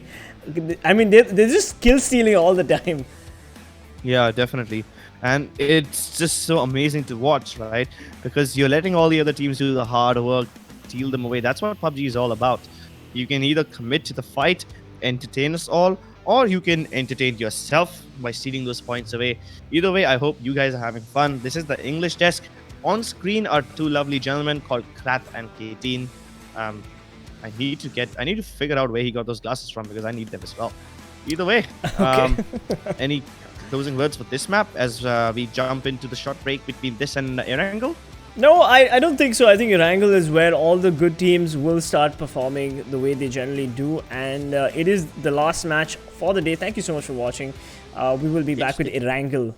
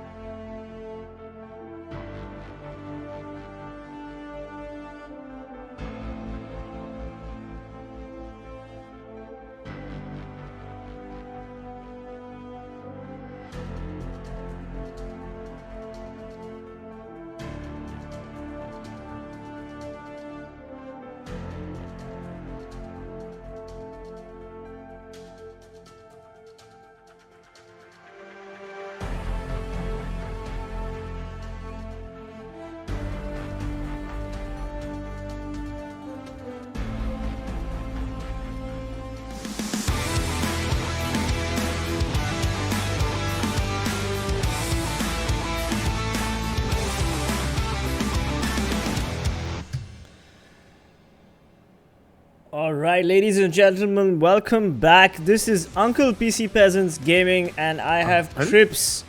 Yes, I just realized most of our viewers are quite young. And yeah, okay. I mean, yeah, I'm 29. How old are you, Crips?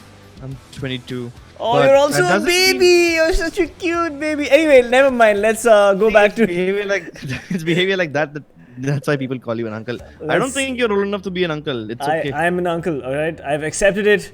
Don't make me deal with this again. We're talking about the PMCO Spring Split right now, and we've got the VSGCrawlers and Fnatic going head to head. 32 kills to 27 kills. Yeah, surprisingly, VSGCrawlers are leading in this one. They did third party really well on Sanhok.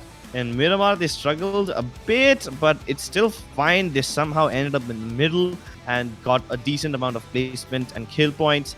Fnatic, on the other hand, they've had a little slow start, but that's kind of the whole theme. Even in the group stages, they had a slow start, and then on the last day, they picked up 2 chicken dinners, and they like just skyrocketed upwards. So even though VSGCrawlers are ahead at this point, I might say that Fnatic can overtake them later on. Of course, Fnatic will most likely overtake them overall, because Fnatic, of course, is enjoying a slow start, but I don't think they will do the same. They will perform the way they're performing right now in the finals. But let's talk about Mayhem, because Mayhem is a team that we expected a lot out of, and they haven't been delivering. So are you worried about Mayhem as much as I am? Yeah, I actually am. I mean, we've seen them do decent if they're not doing absolutely well. I mean, in the group stages, they had an explosive start. Then towards the last few days, they kind of started to choke. And now also they are still in the choke mode. So I don't know when they're going to take off the brakes. But once they do come off, they're going to shoot upwards. And it's going to be amazing. Max, Cash and Akshay from Revenge. Both of them head to head with 17 kills each. Similar amount of damage, 3,000 each. And both of them have traveled quite a lot. Wow, these are some really, really similar statistics. And like I said, both the underdogs, Marcus Gaming and Revenge, well, not complete underdogs, but not the top tier teams either. Both of them are showing us exactly why they should not be, taken for granted. I mean, Revenge Esports did check Marcos Gaming's privilege at the door of the Miramar circle, and did eliminate them from the last positions. But hey, Marcos Gaming has been having a good semifinals, and let's see how they perform in this match of Erangel, because Erangel is a map that they seem to be doing pretty well off late.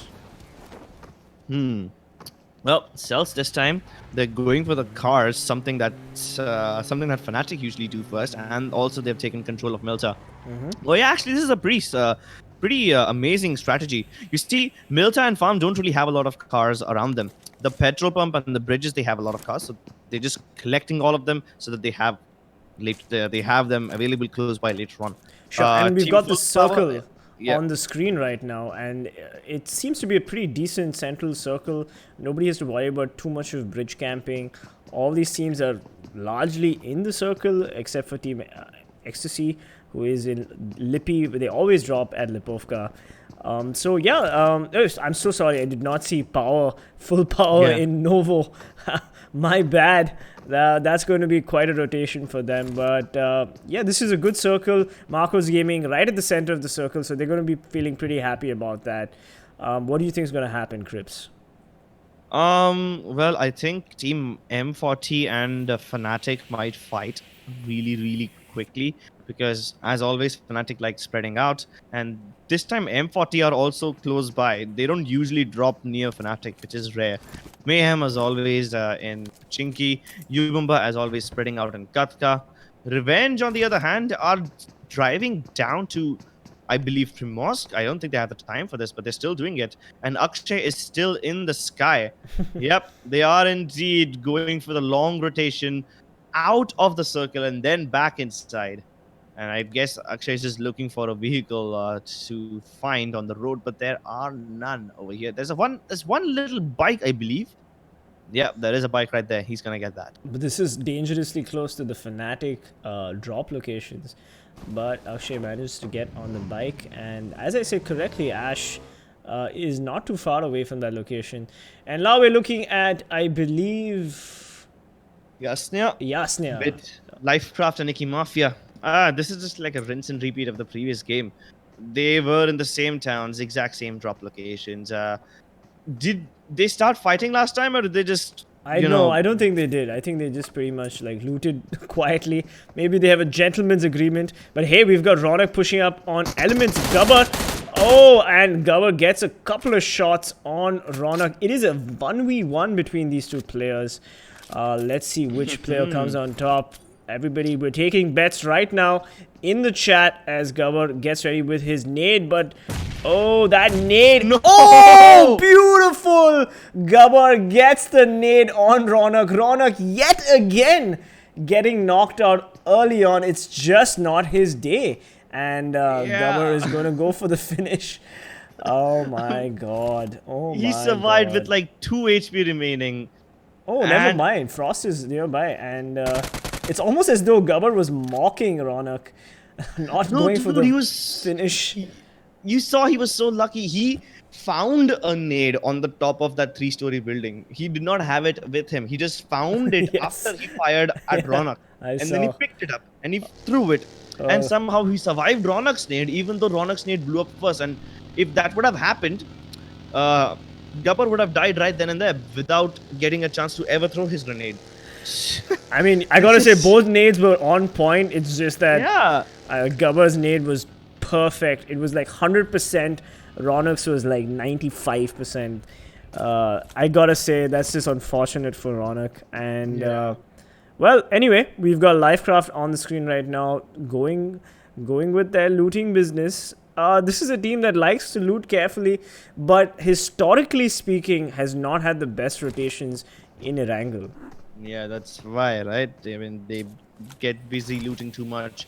They usually spend the first circle outside the blue, and the long looting time does allow them to get plenty of meds, but most of those meds are already used up before they even get to the circle.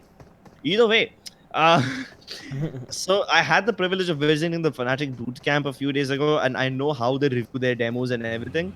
So later on, when Ronak watches this demo and he figures out that he almost got him, he's gonna be feeling so bad.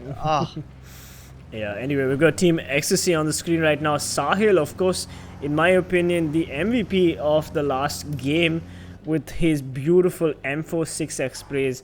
Team Ecstasy is finally like putting the pedal to the metal and showing that they can actually do some damage when the situation calls for it. You remember? Nicely trading items in safe little shack. Meanwhile, Mayhem, they're a bit bored sitting in Pochinki, and the central position does allow them to go for each and every airdrop available in the play zone. But so far, none of the planes have started flying, and none of the action has also taken place. So every team is just carefully gearing up, and hopefully we will get to see action soon enough. Except for the one fight we saw between Ronak and Gubber, we haven't really seen much. M40, they are going to be taking split positions, 2 of them in Ferripier, 2 of them close to Quarry, with Revenge slowly and surely moving into their location. Yumumba still haven't moved out of Gatka, but they have moved closer to the Everest mountain. And guess what? Even TeamTamilas are trying to take Everest. So maybe Yumumba and the TeamTamilas might end up fighting soon. But at the same time, Fnatic, they move upwards. Usually they stay at the bottom of the island, but now they're moving upwards, and they will very soon run into Lifecraft. And they see them landing in that house. I guess they will regroup and then assault Lifecraft as one cohesive unit. Well, they have taken a good location, Lifecraft, and Fnatic is going to want to get their vengeance for losing Ronak. But they decide that it's not worth this fight, and they take the northernmost location, maybe? Let's see what Oasis has in mind. Yeah, this one is in between the positions of Lifecraft and the city of Yasnaya. So if they stop here, it's all fine and well. But if they don't stop, then they probably might just take this entire road and go all the way to Rozhok. Either way, this is a unique approach for Fnatic, and they're coming at them from the northern side. If you see on the mini map right now, they are stopping, and it seems like that they wanted to take a compound first to their own name that they know for sure they will have control of before they got into the fight. Alright, we've got Team Ecstasy Unreal taking a little bit of damage, but trying to rotate to a better location, a more central location maybe. It is a pretty central circle. Oh, but Noob with the spray down doesn't connect at all as Unreal drives away to the horizon. The circle, let me just talk about the circle as M40 also go in for the push, and we've got multiple teams, M40, Tamil, all in the vicinity of each other. So let's see if these two South Indian teams do face off against each other. It will be Tamil Nadu versus Andhra, and that should be an interesting fight to watch. Oh, and they will indeed fight. Look at the next circle. It has completely eliminated George Pool, Gatka, Farm, Milta, Shelter out of the play zone.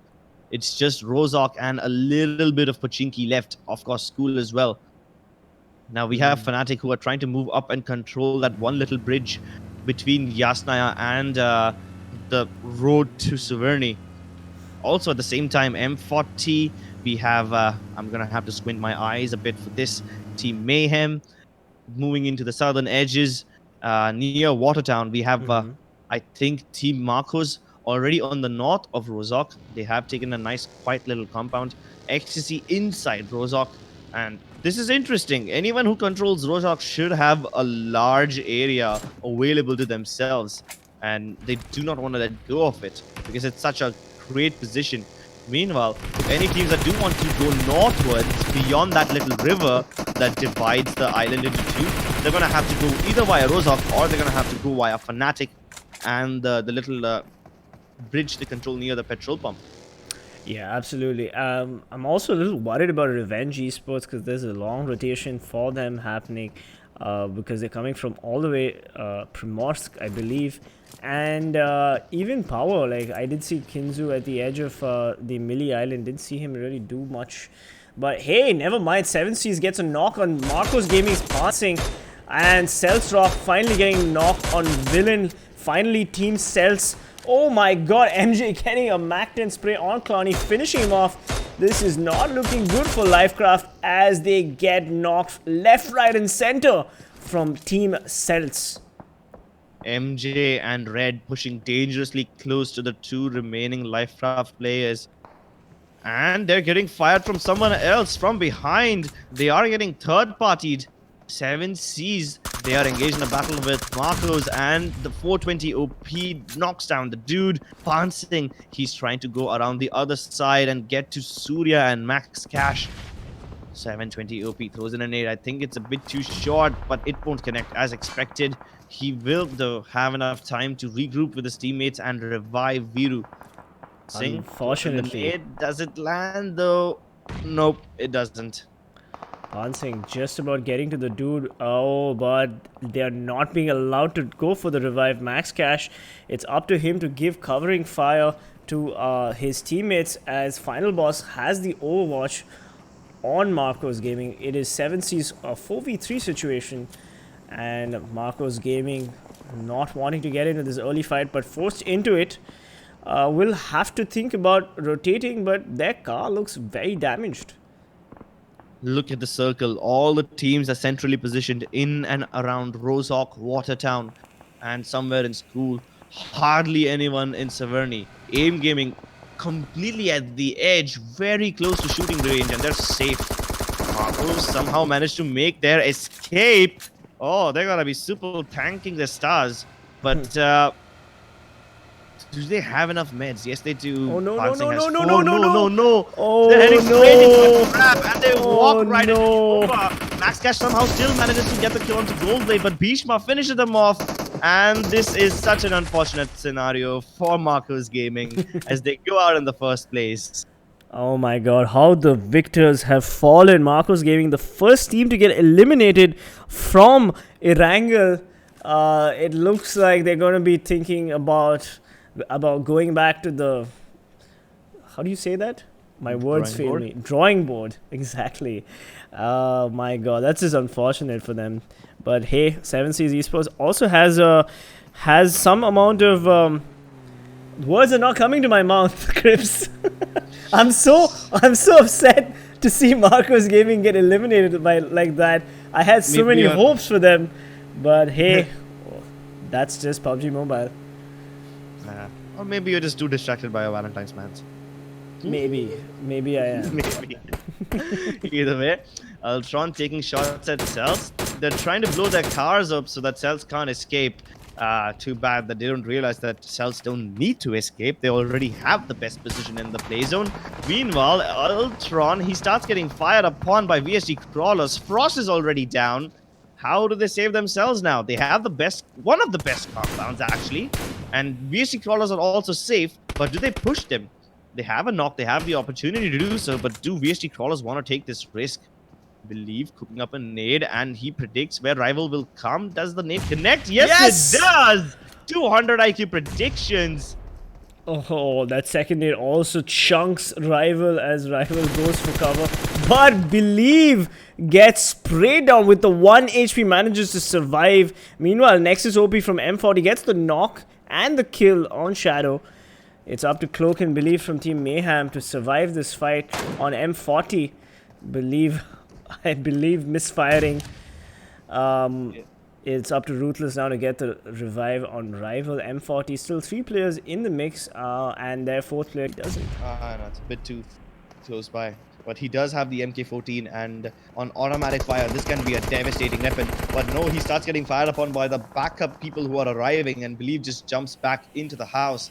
At this point, M40, they have managed to pepper his level 3 armor and vest down. Now, Believe has to save him. Carnage healing up. Now, you see how dangerous the play zone is. And Believe only has 1 first aid kit. He's getting pushed. Nexus will finish off Cloak, and Mayhem will go down. But this is bad because M40 need to steal meds, get in the play zone, and they kept getting destroyed by the circle. And Aztecc, oh no, Team Ecstasy has spotted them. Honestly, I don't think they're getting out of this fight alive. Yeah, honestly, they just better cut their losses, leave Ruthless to die, and get in this room. Meanwhile, Ash has the Harry Potter house, as you rightly say, and he throws a smoke as he tries to get the angle on Revenge Esports. Let's see how Fnatic and Revenge battle it out. Oh, he threw the smoke on the car. That's nice. They don't want him to blow up. He doesn't want them to blow up the car because he wants to escape. But he will be downed anyway. Akshay gets the kill. Trillo gets the finish off. His teammates cannot save him. Mayhem finally getting eliminated? Wait, I thought they went out a long time ago. I do believe there's a small glitch on the screen. Yeah. That was not Mayhem, but we did see a couple of M40 players also died at the play zone. So it could have been M40. Yes, it is M40. Nexus OP also dying to the play zone. Meanwhile, we've got 7 Seas Esports getting into a fight with Tamil. And Always has the perfect angle on these players as he gets the knock. Beautiful. No, I do stand corrected. Somebody else got the knock. And even Revenge is also looking at these two teams battle it out. It's a free-for-all buffet for Fnatic and Revenge Esports. Full Power, meanwhile, are disengaging. They don't want to take this fight. Leo Knight getting the knock on Ducky as... Oh, Sahil gets a knock on Umumba. Revenge Esports now taking the Harry Potter house. They have the vantage point. They're just spraying left, right, and center. They're trying to get as many knocks and kills as possible. Look at the pressure. Look at the pressure that 7 Seas Esports is under. They don't have the circle. They don't have anything. Yeah, but Team Power, the teammates are arriving closer to them, and hopefully Power should be able to survive this fight. They have a bunch of smokes, which they should be able to hide and revive each other inside. Team Revenge have the cliffs for cover.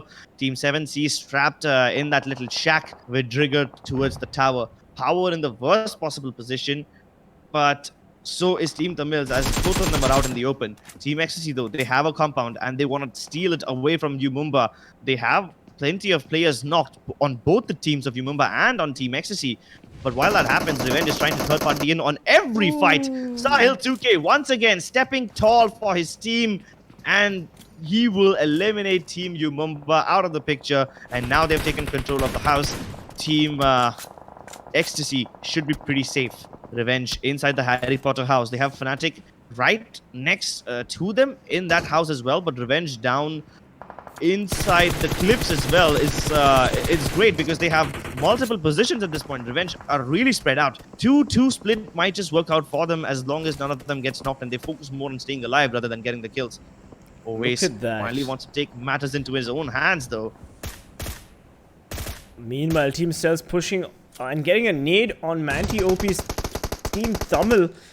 Cells also get caught out in the open, and Revenge Esports just spraying down Team Full Power. They try to get as many knocks on players as possible.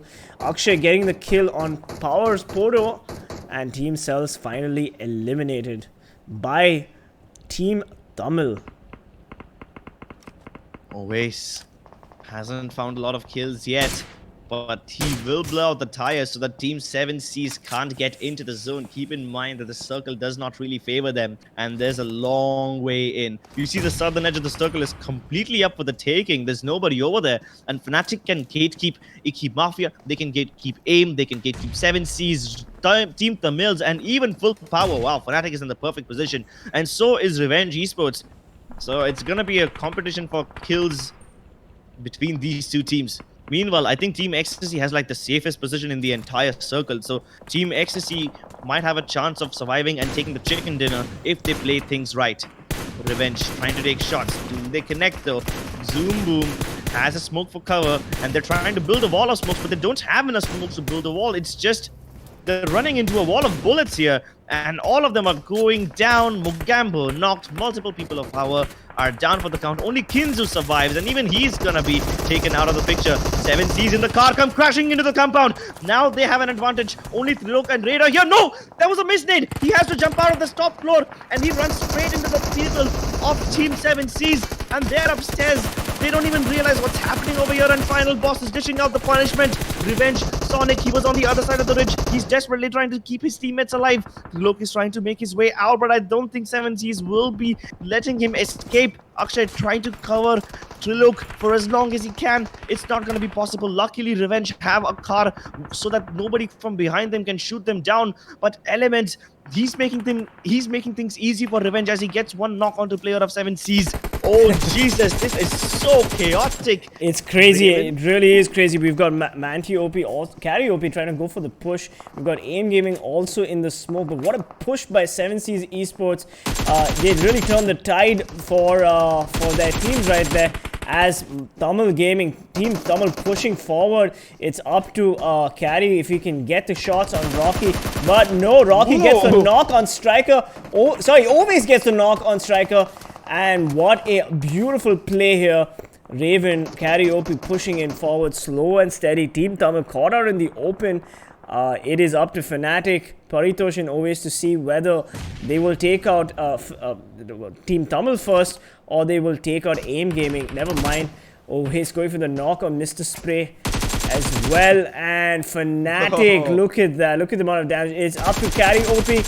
Oh, here we go. Team Tamil eliminated by AIM Gaming's Rocky. And Rocky's going to pick up Zeus.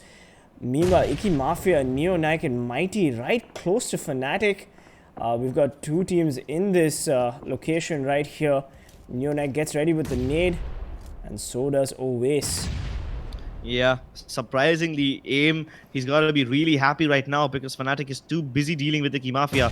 AIM should be safe at least for now. Meanwhile, Team Ecstasy, they now have to move in. They had the best position at one time, and they have two players alive, so they need to move in just now. Always keeping an eye on AIM. Meanwhile, I think it's Paritosh who's keeping Team Iki Mafia in check, and he continues to fire.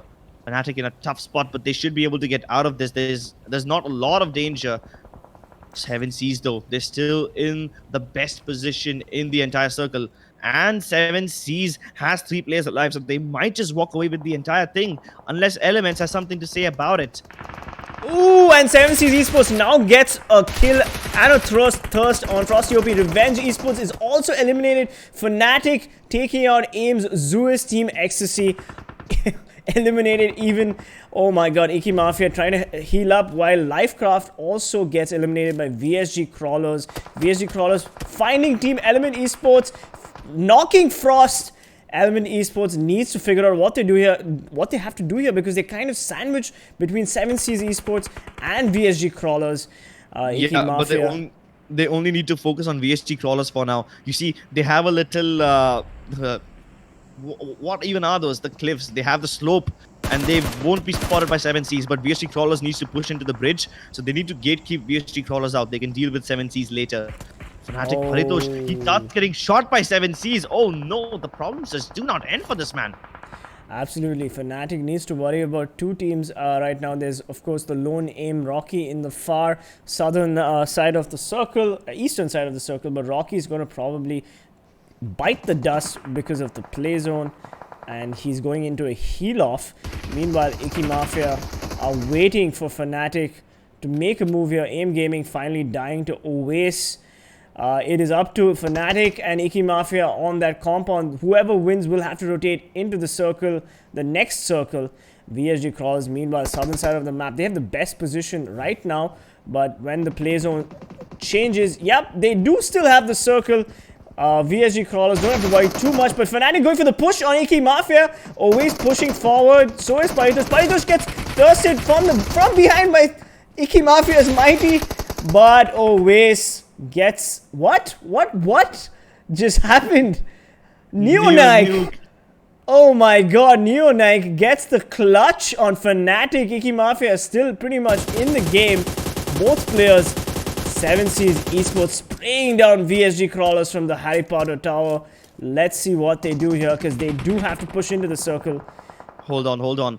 Element did such a great job. Now, keep in mind, VSGCrawlers, they were not allowed to move in from the bridges, so they just decided to swim their way instead. Meanwhile, Elements still have a good position. VSGCrawlers have a bunch of smokes and they just deployed, but as long as they keep their ground and wait for Elements and 7Seas to finish each other off, they might just end up winning this. 7Seas, they don't have the best position anymore. They used to at one point, but now the tides have shifted and VSGCrawlers just need to stay alive for a little bit longer. They go for the airdrop. They're building a compound around that little box. But while they do that, Element will spot Gabbar and they get return fired. The DP of CG, it's going berserk at this point. Even 7Seas is helping them out as Elements take multiple different firefights and they might just lose this entire game. But still, Frost has some hope alive as he knocks out Drigger. Element Esports still pretty much in the game. So is 7Seas Esports, but Iki Mafia, they have the circle for now. And here we go, the crawls start as Final Boss crawls towards the Iki Mafia players. And he gets the... Oh my god, 7Seas is 420, gets the knock on Neonike. That nade definitely hurt. And it doesn't look like Iki Mafia is going to survive this fight. Oh, that explosion from the vehicle gets Neonike. Meanwhile, we've got Elements Prince getting a knock on the VSGCrawler players as the circle starts to close in on them. It's 3 teams right now on the screen. Can Mighty from Iki Mafia clutch this against 7Seas Esports? While 4 teams, while worrying about VSGCrawlers right below him. I don't think so. They just threw 3 nades at him. That nade from Final Boss and Iki Mafia finally eliminated. Now we have 3 teams on the screen. It's a 2v2v 1.5. RV caught out in the open. I don't think he'll be able... I don't think he will be able to be revived. But let's see what CG does here. Yep, he is going for the revive. And it looks like RV might still be able to fight. And we will have a nice 2v2v2 standoff between these teams. VSGCrawlers have the good location. They have cover as well. Meanwhile, Elements are the most likely team to finish off VSG first. It seems like 7Seas are trying to third party in, but they will hold their ground and they strike by stealing the kill onto Prince. Frost gets the final knock onto Final Boss, and now Elements, they are on fire. They have split up, and one player is keeping tabs on VSGCrawlers. The other one... Okay, wait, did Element just... Yeah, we just lost 3 players. We just lost 3 players. And all 3 teams lost a player each. 7Seas, they finished off VSGCrawlers in a 1v1 situation. Wow, that was so fast. Yeah, it's been crazy. We just saw 3 players die, and then 420 from 7Cs. What a beautiful play. He stood up. He has an idea where Frost is. He's spraying out. He gets the hit marker, and ELMT Esports eliminated, coming in second, and VSGCrawlers coming in third. VSGCrawlers crawling into third place, if you don't mind me saying so. But what a game from 7Cs Esports. Multiple knocks.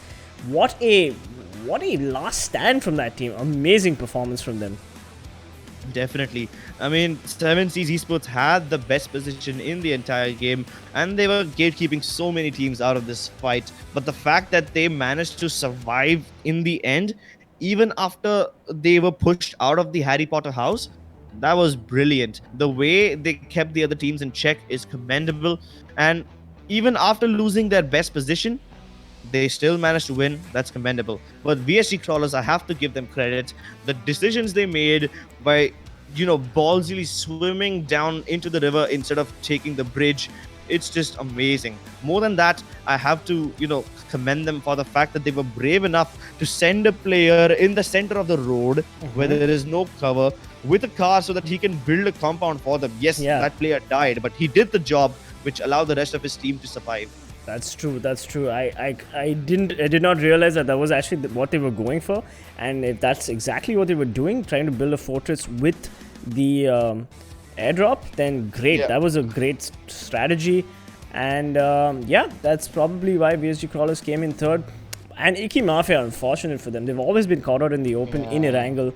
And this time they just didn't make it, even though they won the first game. MVP, of course, goes to 420 OP from 7Cs Esports. 6 kills, 962 damage. He really did some decent amount of damage this game, and he got a lot of kills. Yup, more than that, 420 OP was the one man who almost always was on his feet for 7Cs while his players kept getting knocked out left, right, and center. He was the one who lay down covering fire so that his teammates could revive each other, and he was like the bodyguard of the team. Absolutely. So that concludes the last match for day 2 of the semifinals. We do hope you enjoyed the stream. This is PC Peasants Gaming from Chennai, and I have Crips, my co-caster from Mumbai. And we've got the top 5 players on the screen right now. Of course, 420 OP, number 1, 6 kills. But Team Elements Prince coming in second with 4 kills. We did see a lot of action from Team Elements Esports, didn't we? Yes, we did. And that's why 2 of their players are in the top 5.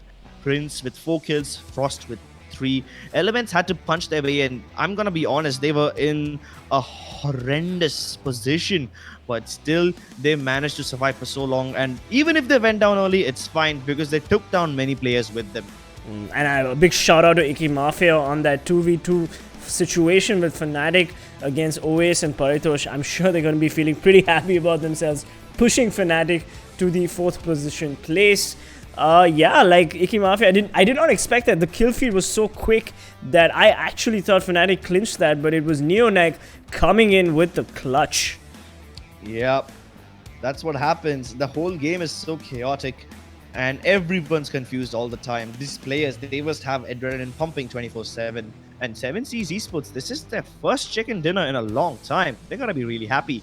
ELMT Esports with 9 kills and the 2nd spot, they have put themselves up on the board once again. VSGCrawlers, super consistent. They've gotten plenty of kills and plenty of good position points all throughout this day. So day 2 was really good for them. Icky Mafia and Fnatic finishing each other off. They gave us one hell of a fight to watch, and we enjoyed that. But they're pretty close to each other in terms of points. And Marcos Gaming, the disappointing performance from them. Honestly, like, they did get a lot of pressure from 7Cs Esports. And it's no wonder that 7Cs Esports won. They've been having a great game from the beginning, and unfortunately Marcos Gaming decided to park their car right under Mumba, who got some free kills right there. 3 kills on the team that is currently on the top of the standings, if I'm not mistaken. That's gonna be amazing.